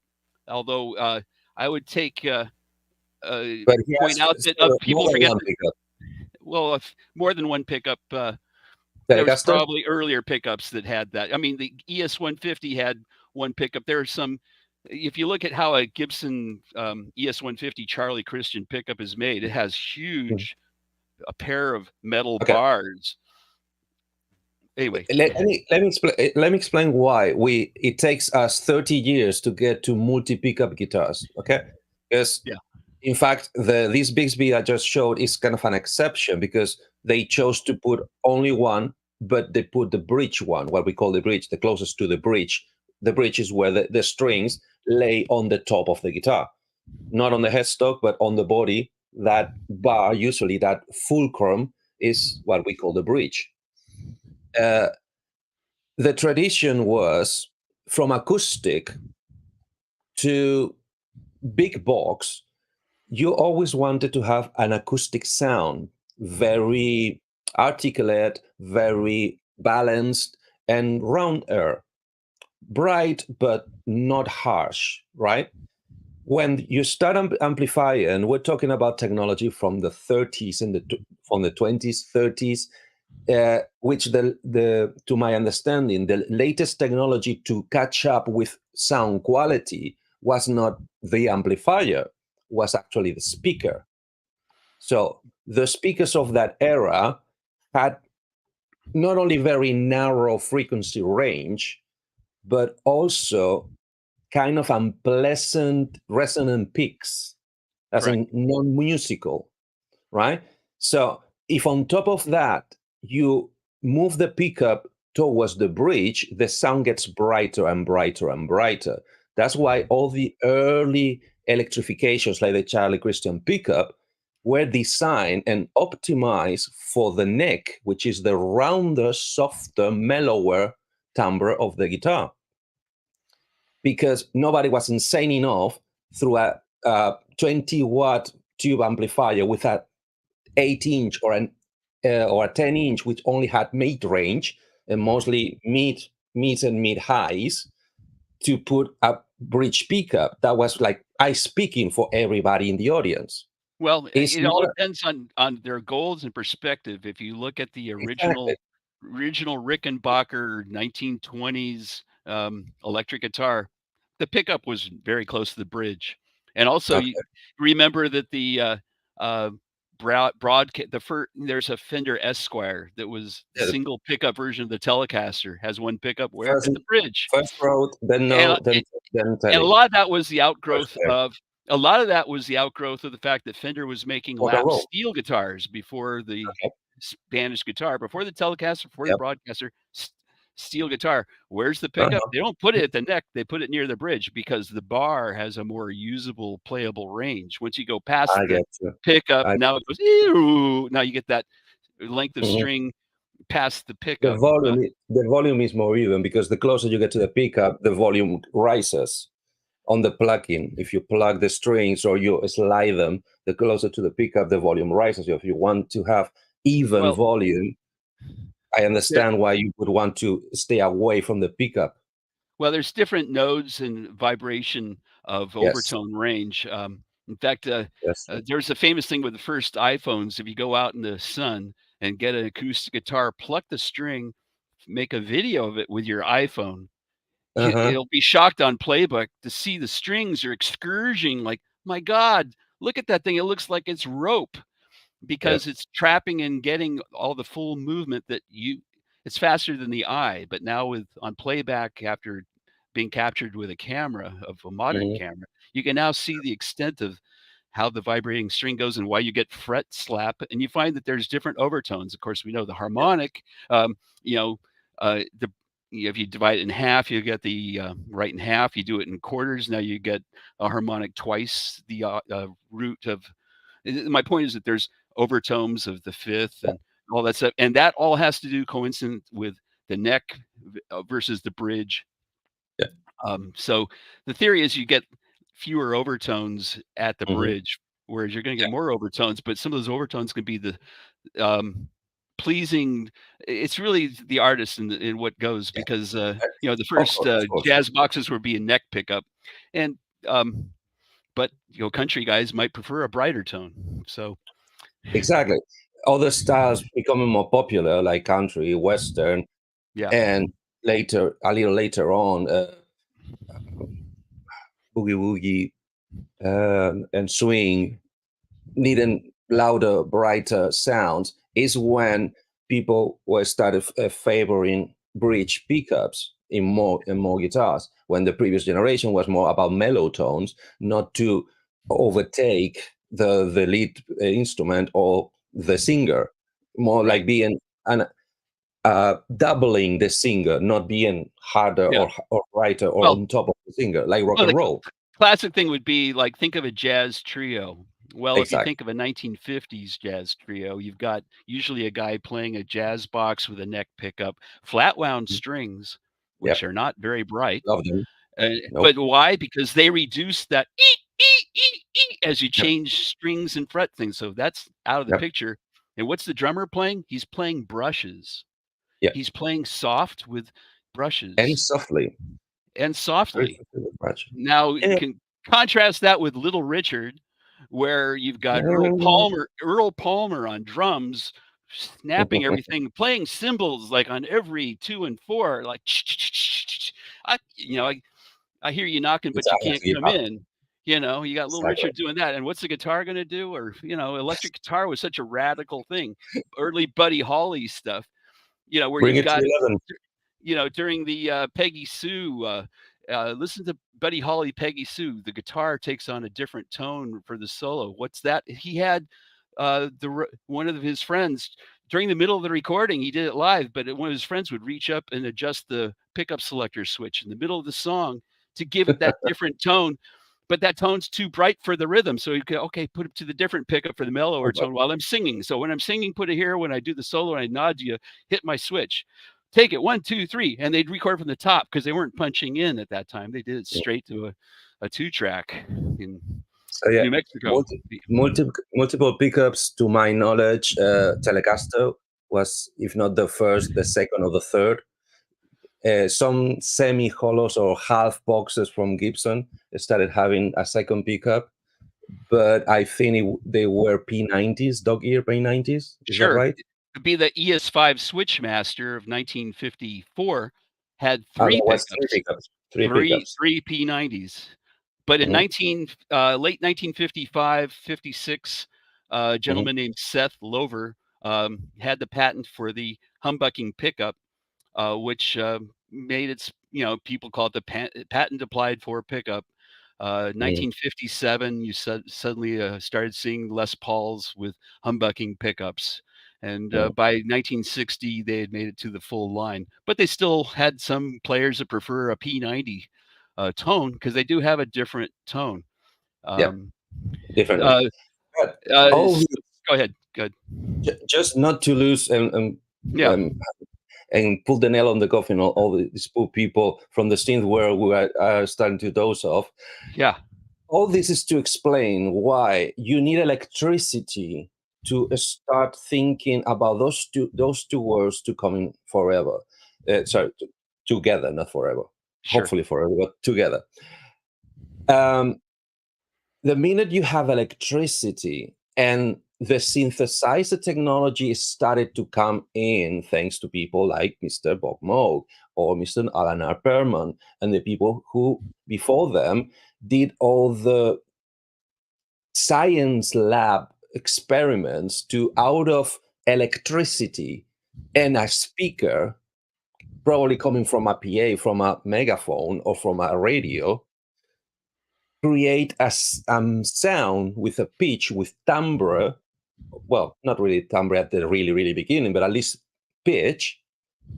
And said, oh, if I can produce one, let's see if I can then change into another one. And the minute I can change at will the pitch, I can make music, because that's actually music. It's several pitches in a succession, in a pleasant succession. And thanks to the guitar also going electric, that also opened because the technology at the time was the same. Vacuum tubes, resistors, capacitors, speakers, and few other things, not much more. So, well, one could make an argument the first synthesizer would be a 1930s Hewlett-Packard signal generator. Has a big knob on it, and they got the patent for it, and that brought the military contract. And a lot of the reason why Silicon Valley is where it is because the Hewlett-Packard company was right there near Moffett Field in Silicon Valley there. Navy would award. And then next thing, before long, you have Stanford Research Labs after World War II and SRI, and became the Fairchild Camera Company of New York. Decided, well, we got the contract to make these gun turret cameras. How do we make them more robust? And we hear Western Electric invented this thing called the transistor. What do we do? Well, Fairchild then founded around the early 60s a whole semiconductor in Silicon Valley, in Cupertino, Sunnyvale, Sarah, that whole area, Milpitas, San Jose. I used to live down the street from the Fairchild building in Mountain View, the old Fairchild building. And then it became Netscape and then Symantec, so. but when I was living in Cupertino in 63, all my friends worked for either Philco, Fairchild, and they were all making stuff for NASA or guided missiles. My dad, when he worked for General Motors, when he started in 55, it was making sub-miniature ball bearings to go in Sperry gyroscopes to be missile guidance systems. I mean, unfortunately in America, it's military arrow, you either work in military or you're out of work, or you're working at McDonald's. We love to kill things in the US, so yeah. It's sad, very sad. Wow. I wish that I could make more money with music versus military, but unfortunately we're still a military, and you got to remember that there's a lot of military people that love music, and a lot of things we call as musical innovation usually became as an outgrowth of somebody had a day job to feed the family in military, but they got a side business on the garage. Look what I invented. Kind of like the original Jordan Boss Tone was the very first all-in-one little box. You listen to Randy California, I Got a Line on You. How's he getting that sound? Well, it's a Jordan Boss Tone on his Dan Electro guitar. Well, Jordan Electronics was in San Gabriel making, it was a division of the Victorine company that made Geiger counters for the military. When you see all those old science fiction movies from the 50s and the giant dinosaur, they're all carrying, the Geiger counter. Well, that was made by the Victorine company, and the division was called the Jordan Electronics. Those guys, well, we're making transistor preamps. What else can we make with transistor preamps? Hey, Joe, you play guitar. What do you think about this? If we put two of them back to back, now we got an overdrive. Oh, put the RCF filter. Now we got tone control. Hey, well, that sounds kind of bratty. And Marty Robbins, by mistake, in 1961, has hit record in Careful. Nashville. It's got fuzz guitar on it. It was just because the amplifier was acting up that day. But they said, well, that's different. You Ooh, find out a lot of stuff that we call as mandates of or standbys are just the outcome of a mistake, but it sounded good and it was different than anything else that anyone had heard at the time. So okay. that catches ears. So it's According ear candy, ear candy. according to Mr. Josh Scott from Josh Scott Pedals, the first distorted guitar sound recorded was a country record where the channel strip in the mixer where they were plugging straight the guitar into Yeah, short-circuited and it started fuzzing. And sure. in the manufacturing, although they were boosters, I don't think the first pedal manufactured on purpose was an overdrive. I think the first one was a fuzzbox. Correct. Well, they were Basically, trying to play. started the house from the ceiling, from the roof. They went to the highest gain possible, and then it's when after that when they say, "Well, this is a little too much. Can we just tame it down?" That's when the evolution to overdrive and distortion. So we're down to transistors, where guitars are producing electricity. Electricity, thanks to transistors, are making devices, electronic musical devices, smaller and smaller, more and more manageable, and also are making possible in my opinion, the two most crucial inventions for synthesis, which is the voltage control oscillator and the voltage control amplifier. Well, just to fill it in for other future, the Marty Robbins song was 1961 called "Don't Worry." It was Grady Martin was the guitar player, and That sounds there's a right. couple of things saying it was the amplifier, it was the mic technique. They had some problem that day, but you're right. It had fuzz. The Ventures had a song called the 20,000 Ton B, 1963.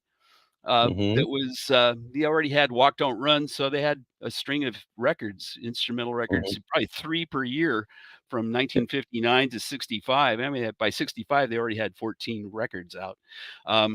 But anyway, that would have a Maestro fuzz box. It was developed in Gibson. Maestro was a Gibson company. The Condor in synthesizer, we had a picture there earlier. One of its little tabs it had there was 6 channels of fuzz.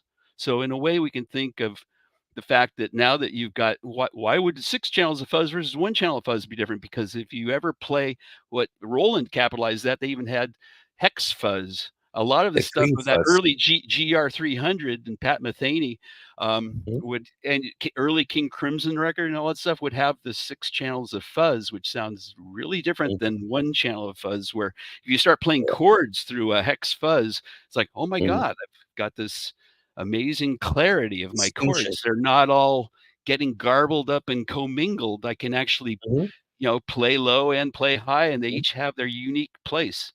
And of course, the next expression with that would be there's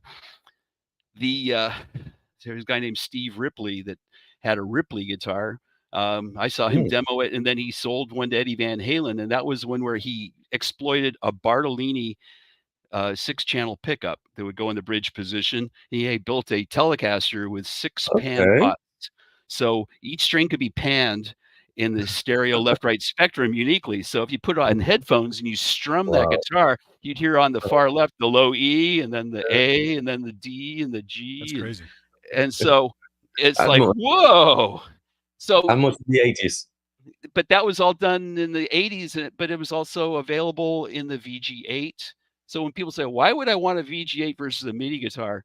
I mean, I hear this good thing about MIDI and synthesizers, but there's a lot you can do by processing where the big concept is the string is the oscillator.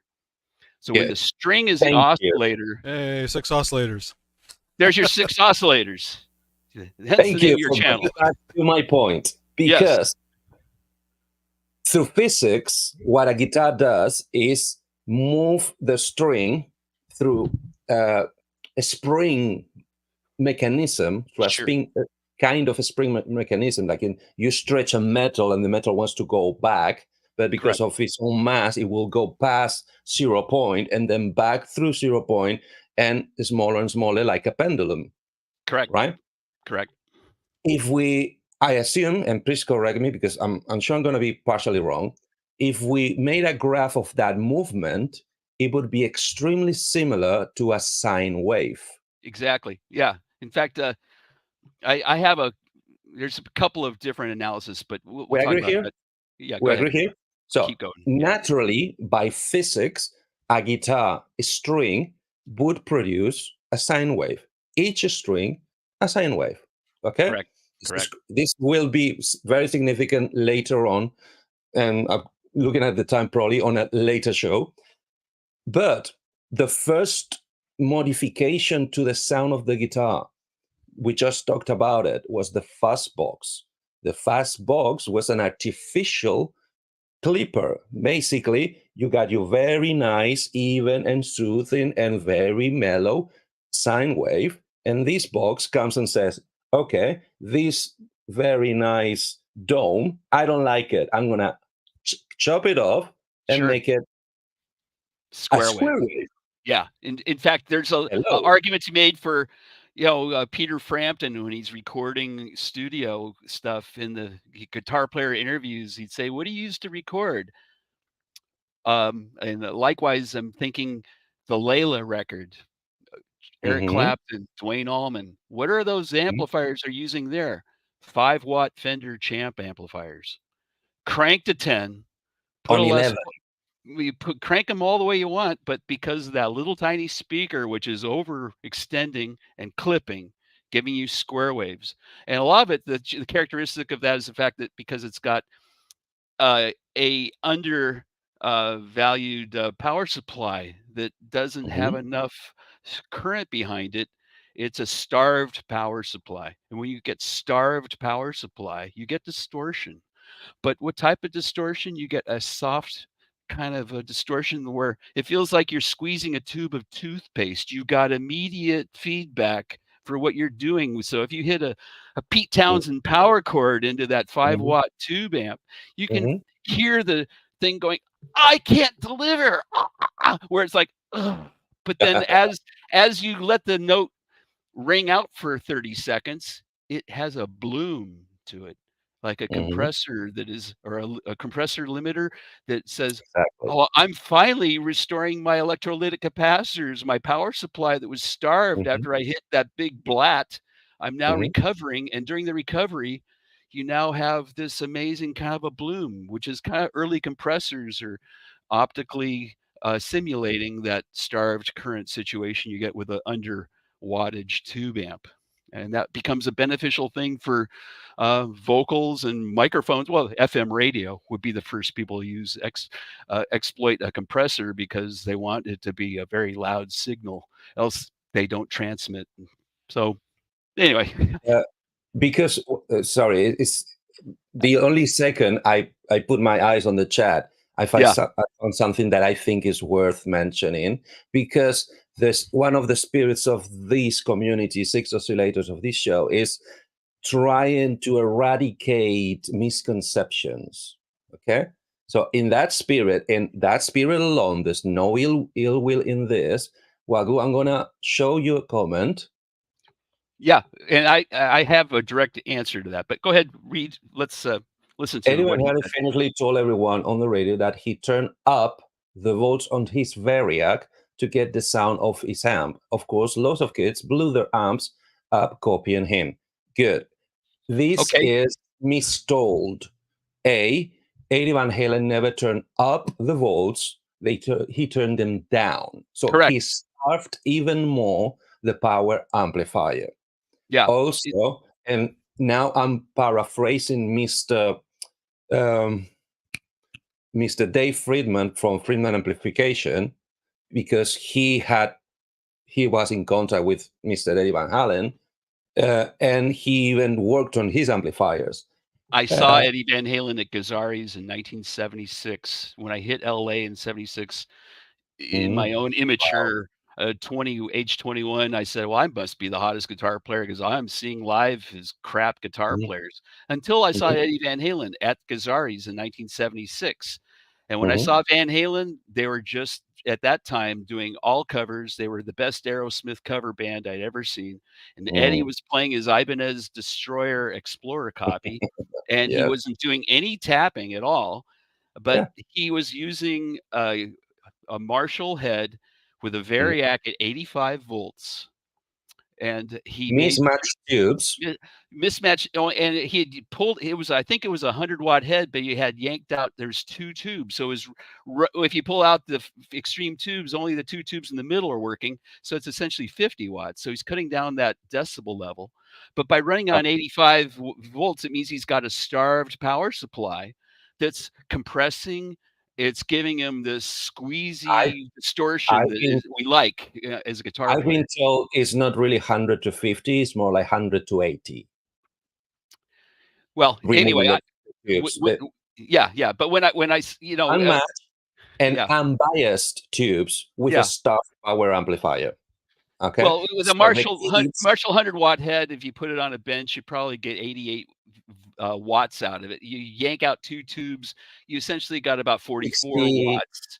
But with Okay. running at 85 volts, now it's about the same volume as a Fender Deluxe cranked up on 10, a 28-watt Which is not amplifier. quiet. It's not quiet. It's still very loud. I mean, I play plenty of live gigs with a 20-watt tube amp with its master volume on 3.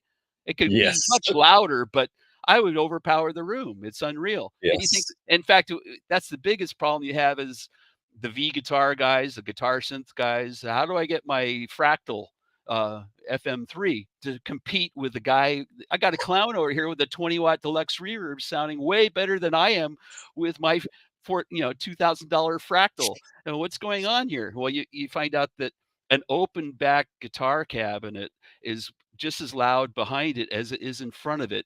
Your That's true. drummer can hear you from all the decibels coming off the back Mhm. of the amplifier, and so this is a biggest issue of the One speaker thought. for guitar is probably 80% of the tone is the One speaker. thought Yeah, about the Fender amplifiers being open backs. yeah, Okay. yeah, One could be the, let's call it, non-efficient speaker technology of the time, because Fender designed amplifiers before he designed guitars.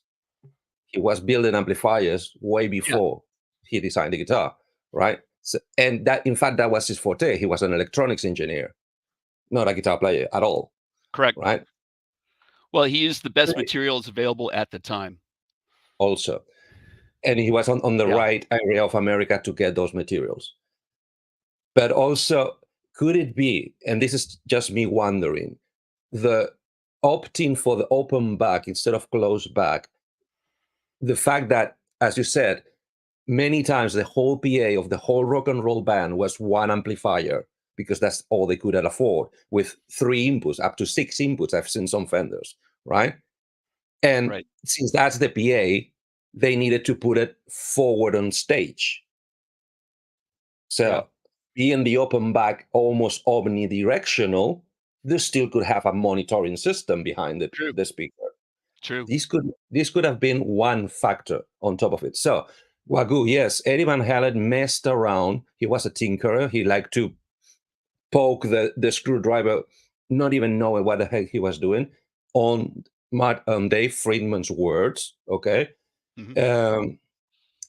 And if kids got the misinformation like you just passed it, like, oh, Eddie Van Halen is cranking the voltage, Yeah. no wonder they blew off every other tube amplifier of the time, because Yeah. he was not up in the voltage, he was down and down. He was starving to get a more soothing and more chopped off signal.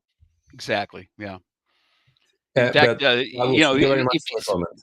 I have a 1965 Vox AC30 top boost amp that is a universal, has the variable voltage selector that I can say, okay, should it run 240 volts, 220 Mhm, volts, 180 mhm, volts, 120 mhm, volts, 100 mhm, volts. Well, mhm, if I'm in America with a 117 volts mains AC mains power from the wall, if I mhm, move that voltage selector to the 220, now the amp mhm. is half the power, and it actually gets some pretty good stuff useful in the studio, which is similar to a Variac experience. Although um, again, what you're hearing with a Variac at 85 volts is starving the current of the power supply, which Mm, gives you some squish, gives you mm, why do people like those old um, Tweed Fender Deluxe amps like Neil Young mm, uses? A lot of that is because it's got a 20 microfarad, a pair of 20 microfarad caps in the power supply. It's got the tube rectifier tube. It's not very efficient. And that would be the big clash. Like today, you've got the Ice Power Class D power amplifiers that have 400 watts, very low THD, very efficient. You put things in and it reproduces faithfully what you put into it. But it mm. can be a battle to make it recreate the sound of a 1964 Fender Deluxe reverb amp Oh, never, never. I mean, because never. the characteristics have to be modeled with a DSP. So this is where you get probably the biggest expression would be a fractal, but these days And once again, the competition is it's climbing something. so much because everyone's sharing schematics, everyone's building the same building blocks. So don't poo-poo the little $100 Nux No, NUX box, the yeah, MG30, which my God, it sounds. If I wish I because had that, everyone wishes they had that in 1969. yeah, because now that we mastered hi-fi, and my quotes is mostly because we made the whole race towards hi-fi 60s, 70s, 80s, and 90s, and thanks to the advent of the smartphone, we came back 40 years back. As in, nobody gives a peep about quality of sound anymore. It's about being powerful, being unbalanced. Don't get me started on Dr. Beat headphones Yeah, and or yeah, right. pods or AirPods. Don't get me on. Well, Quality is good, it's the but hype now machine. that we have the Yeah, now they have the fidelity, and we don't need power anymore because we go inside. We don't like we've grown unaccustomed of music around us. Now we want silence, probably because there's so much stimuli coming through us: computers, internet, television, cinema, so much overload that what we actually are hungry for is quiet. yeah. So we build things more and more construed, more and less powerful because there's no point. Even rock and roll stages are going silent. God, God help us all. It's like Oh, I agree. no, No, I prefer a no. backline tube amp if I'm going to be playing somewhere with a rock and roll combo. The in-ear monitor thing that It doesn't need to split your ears, but yeah, quiet. No, and I totally understand. It's all for the singer's sake because in this yeah, generation, all that matters is the singer. yeah, And let's not get into that conversation because that could be a whole another channel. totally. So we got guitars going electric, and because we have the high fidelity, it's not about the amplification process. It's not about the power amplifier anymore. It's not about the tubes anymore. It's not about the speaker anymore. It's about the source, the preamp, the recorder signal. How do we want to create that? And that's another reason why guitar synthesizers have managed to evolve. DSP has had a reason to evolve because it's all about the source. Duplicate in the past, but in modern conditions, um, creating a new future because we're not constrained about if it's not loud enough, it's not gonna it's we're not gonna be able to sell it. Well, Like in the 70s, if it's not loud enough, we won't sell it because it's not loud enough. Kids want loud, just loud. Doesn't need to be clean or high. No, just loud because they want to be loud. And the Beatles well, stopped touring because they couldn't hear themselves on stage. They weren't loud enough. the concept of subwoofers too. It's only really been the last 30 years that, and specifically even the most recent 10 years, if you're a live performance band, you better have a 2000 watt subwoofer somewhere on that stage, or else you're not going to connect with today's youth because they're so used to pumping thump. bass, boom, Yeah, boom, yeah. boom. It's got to digest my food when I stand in front of that subwoofer bin. Oh my God, it blows out the birthday cake candles, with every beat. But that's huge. But that was not the case in 1966 when you're playing in a surf band. And even though you say, well, Dick Dale had that, 215s, and that was very loud, sure, but it wasn't the same hitting you in the gut with the 130 hertz like a QSC K 1200, subwoofer. Whether It we was get, it was a 15 that probably was 70 watts nominal or 100 yeah, watts nominal. sure, And 100 watts as in peak watts, not RMS watts. It probably was 60 watts RMS. A yeah. 15-inch of what? What are we talking here? 1969 Yeah, well, you got to remember the ish.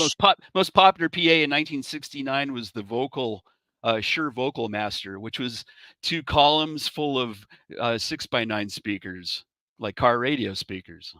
Exactly. I We'll mean, have six per side, we need to understand everything in concept. in So, in a column.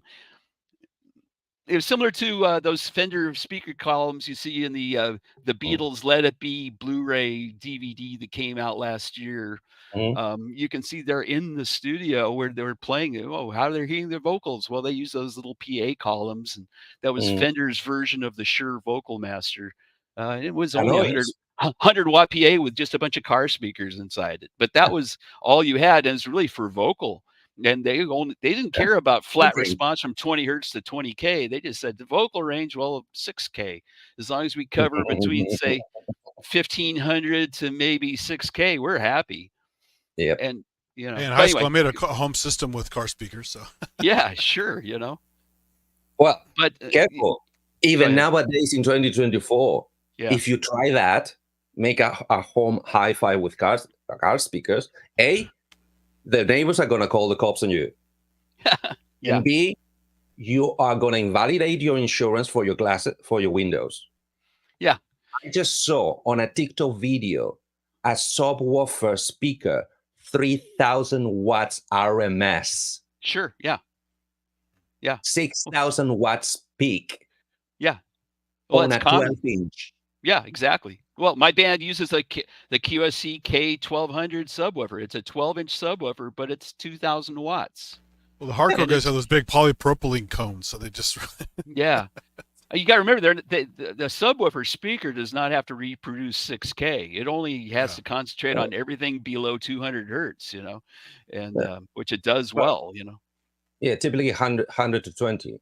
And Maybe, nowadays we have systems yeah, that will push 20 at such a volume that you will hear it. Oh yeah, you will hear it. 20 hertz. It's like, Jesus Christ, where's the earthquake? Okay, yeah, sorry. exactly. Going back to the subject. Shall we?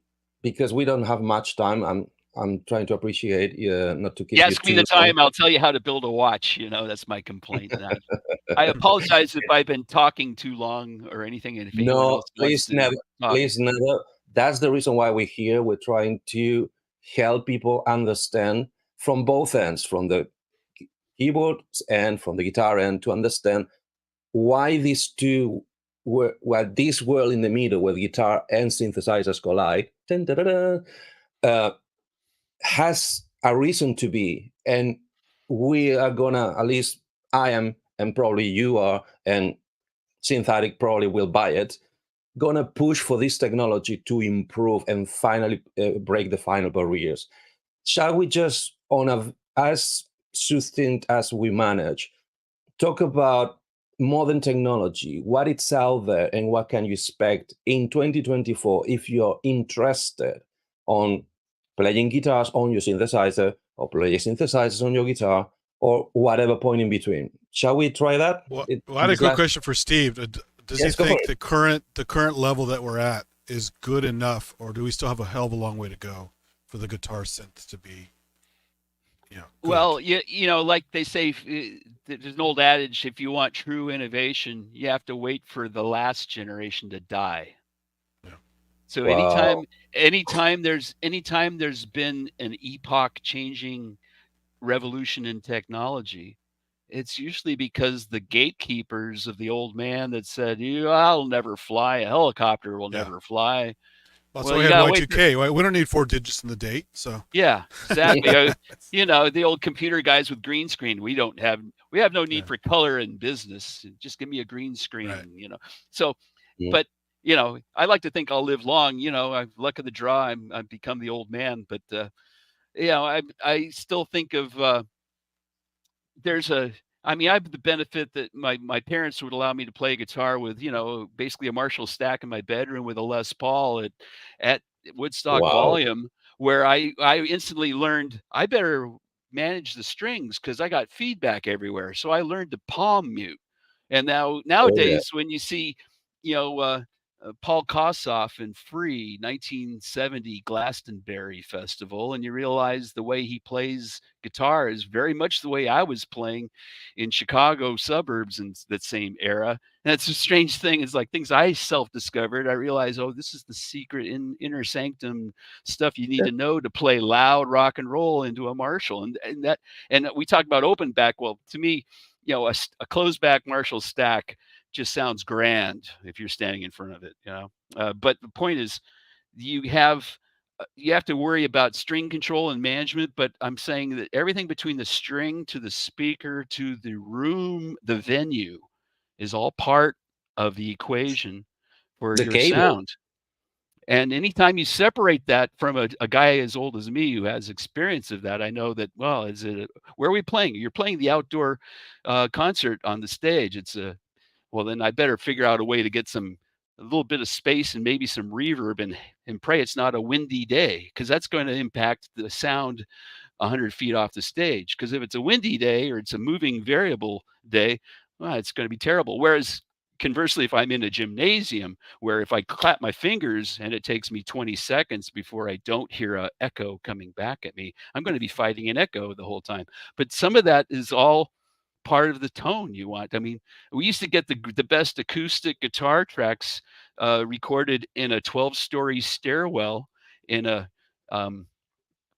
living space. And I went to school at Northern Illinois University, Stevenson North Tower. It was had student housing, but had this 12-story concrete stairwell. And if you go on the 4th floor, if you put a microphone up there on the 8th floor, you basically have an emulation of the Capitol recording studio reverb chamber right there. So you can get reverb cheap back then, without any digital. It's all analog. So there's a lot to be said of not getting so removed from the pure analog world. Because with today we can, hey, I got all these little pedals. Hey, in my hand here, I've got the Boss Katana Go. The thing is only $99, and it does everything that Hendrix could have. I've got the entire Van Halen signal chain here. I got emulations of his MXR, his 1176 compressor, his I got a bunch of them whole on here. signal chain. Yeah, exactly. Exactly.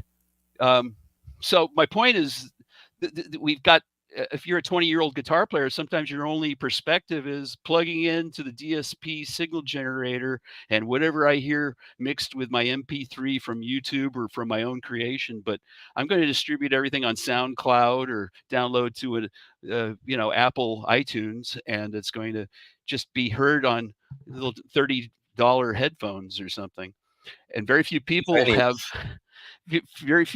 can, if you're living in a condo complex with 100 neighbors, it's tough to have the old big stereos we used to have in the 70s, where we all would live with 200 watts per side and our JBL Century L100 12-inch 3-way speakers, or evolve into, by even the 1990s, we would have the first 7-channel 6.1 5.1 surround sound home cinema. We all probably, I knew a guy that he'd have to rent a space with his private airplane at the airport, and he developed that as his cinema experience. Whoa. Where he would have 20,000 watts and a Dolby Atmos 32 speaker array in an airport hangar next to his Cessna indoors, is because he couldn't play that loud at home. A doctor. It's funny you mentioned wind too being a big factor, because I used to live near a high school, and I'd hear marching band practice on the field down the street, and it's Yeah. like somebody was constantly turning the volume up and down. And Oh yeah. with the wind going. When the wind is just right, it's Yeah. crazy. And likewise, Yeah. remember the way sound works. It's sound has to do with Rarefaction. Yeah. barometric pressure, and the temperature impacts the recording and the frequency response. If you disregard the venue, if indoor, outdoor, you've lost part of the equation. And that's another thing of like, we talk about cab IRs. Okay, if I got a Fractal, or I've got a Boss GT1000, or I've got a Helix, a Line 6 Helix. Well, and I love this guy's, cab IR files because it sounds great. Well, it might sound great at one venue, but it may be inappropriate at a whole different venue. I've seen a guy that, I'm going to go to Santa Cruz Pier. Who's playing on the pier that day in the afternoon in the summer? It's Foghat. Foghat's there with their SGs and a pair of Marshall stacks and genuine stuff that they got from the local rental cartage company. And it sounds just as good as Foghat ever did in 1976, Fool for the City, whatever. It's big, massive sound. And they have, hey, here's our guest going to come sit in with us. He shows up with his Fractal Axe FX 3, plugs into the PA. And why does he sound like barf compared to the other guy? It just doesn't work. Okay. But the point is, I'm almost like, the DSP stuff. Sometimes it's effective as long as you're not on the stage with a guy with a genuine tube amp, because he'll usually blow you out of the water if you're not mix and match. Never. It's tough. Never mix and match. It can be done, but it's a chore, and you have to have some experienced minds behind the sound and a sound man that can deal with that. In my experience, the only way to do that, if you got one guitar player or even a bass player with an ampere, a full stack, an SVT valve, right? Because that thing pushes air. Absolutely. Oh God, it pushes air, right? Yeah. Even if you just have that and you try to bring your two guitar players on fractals straight to death over the wedges, you're gone. You're basically gone. Exactly. If the only way to get that to work is to get your fractals to a Marshall tube amplifier through a 412, then it's gonna have the oomph you need to compete with the SVT 810. Well, you do it the way Dweezil. You do it the way. Okay, go ahead. But I was going to say that you do it the way Dweezil Zappa does. When Dweezil plays, he'll have his Fractal, but he'll have a pair of QSC K 120s behind him in stereo. He's also feeding the PA, but he makes sure he has that, what we call the backline amplification. As Jeff Beck used to say, what Jeff Beck would say, what's your favorite amplification, Jeff Beck? He says, well, I want one where if I hit a certain chord, I can feel the cuffs of my trousers rattling against my leg.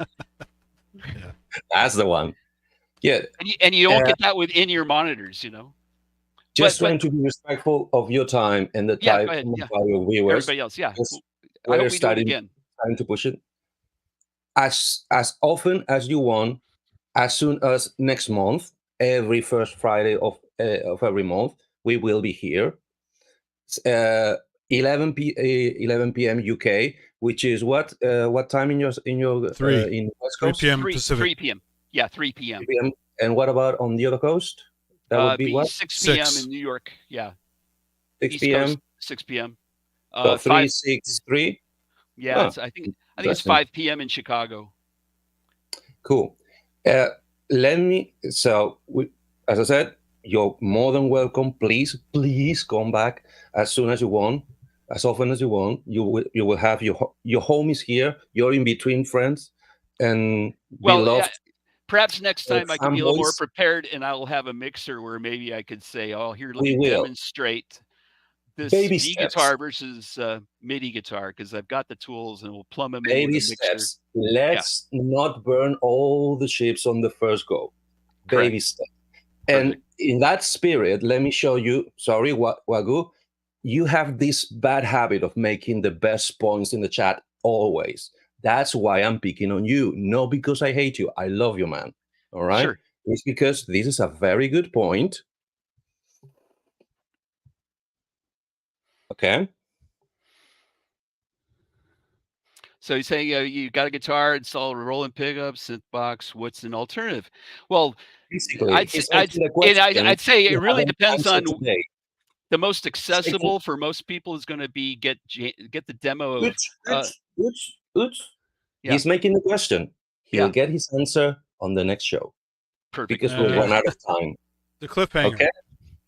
perfect. This is the For cliffhanger. part I'm two. a bastard. I know. I'm teasing you, but please, all of you, thank you so much for coming. Thank you so much for Thank you watching. for hosting. And please come back. I Okay. will. We love you all. You know this is home. If you love guitars, you love synthesizer, you love both. You want them to see marrying and having little guitar synthes. This is the place. 6 oscillators for all of you and our community. And please let me remind you, if you want to come on the show on later shows when we'll be a little more focused on the matter, we'll make available for the viewers to come in and give their own opinion. Sadly, one tried today, but we ran out of time. So, Hayes, I told you it would be really, really a very long shot, but I'll keep your work and I keep your efforts for the next show. We'll do it. You'll be back, okay? And let me remind you that the closing music, we want to leave it open for the community, for the viewers to showcase their creations. If you have, let me remove this because this is done. Okay. If you have a piece of music with Guitar-Synth, synth guitar, virtual guitar, a guitar that doesn't sound like a guitar, a keyboard that sounds like a guitar, or anything in those realms, or you're just playing your music, your synthesizer music on your guitar, please don't forget the guitar. We love you guys. I have one. I love my guitar. We'll make available. Yeah, here's the man. We also, sorry, in order to, you can hit us on the comments on YouTube, but we're gonna try to make available through the messages in the channel our Discord server, and through that, step by step, baby step, because I'm not an IT guy and Synthetic has a life, so it doesn't need to live for this. We'll make this available, and we open the opportunity for you to let us share your music with the rest of the world, because this is YouTube. This goes everywhere. So because we still don't have any submissions, today again is Synthetic's turn. So he submitted this other hardware jam he did. What type of guitar did you put in this one? So the challenge was anything 180 BPM or higher. So I thought, well, I'll do some kind of a speed metal, fakey, punky speed metal thing. So I used a bunch of crazy Contact libraries. I did all the performing. The sounds are just samples of guitars, but I used like some chunky guitars, some lead type guitars, some crazy drums, and just it's all in the Machina Plus. So cool. So that's what you're gonna get. We're gonna leave you with that, and we're gonna leave you with all our loves to you, beautiful people. Please come back. We'll be back in the first Friday of March, right? Or am I just flipping out? Yeah, I think it's March. I think so. Sounds good. And I'll just mention, look for a V-Guitar forums if you have any questions. You mean May? Because this is April. May. So. Oh, that's April? May. See, told you, I'm flipping. I'm already flipping. May. In May. First Friday of May. Good. Please, Mr. Condor, can you say that again? Yeah, I was just going to say, if anyone has any questions about what are my options for guitar synthesis in 2024, please check out vguitarforums.com. It's all one word. And we have most of the answers. We're agnostic. It's not strictly a Roland forum. We have every option available, including things that are software based like Jam Origin, MIDI guitar, as well as PD Space guitar is another one that is live, runs with an iPad. So not every synthesizer guitar requires a hexaphonic pickup to be installed on your guitar. Some will just plug straight in and can interpret from just a single pickup, kind of like the SY300 from Roland does that as well. But Exactly. you can get organ type sounds with things like a polyoctave generator or the Roland overtone. If you look for any pedal that has Roland Boss overtone, they even make a MD multi overtone pedal, and that gives you some organ sounds instantly from any normal guitar. Steve, anyway, I go on and on. Yeah. you just gave the milk for free. What? They're not going to buy the cow now. Oh, okay. Now, there's lots of ways to skin the cat. There's many ways. So we'll see. We'll make a whole show about this subject. What is out there? Why? And what is for whom? Or which is the right option for you? Okay. The same way, please bring your questions. Leave your questions in the video. And if you have, if you don't go to V-Guitar here in YouTube, leave the questions. We'll answer it anyway. Whatever, we found a way to answer it. Okay. I'll leave you with this beautiful hardware jam from Mr. Synthetic. Please, Steve, don't go while the music finished, and then we'll say our goodbyes. Okay. Take care, everybody. Bye-bye.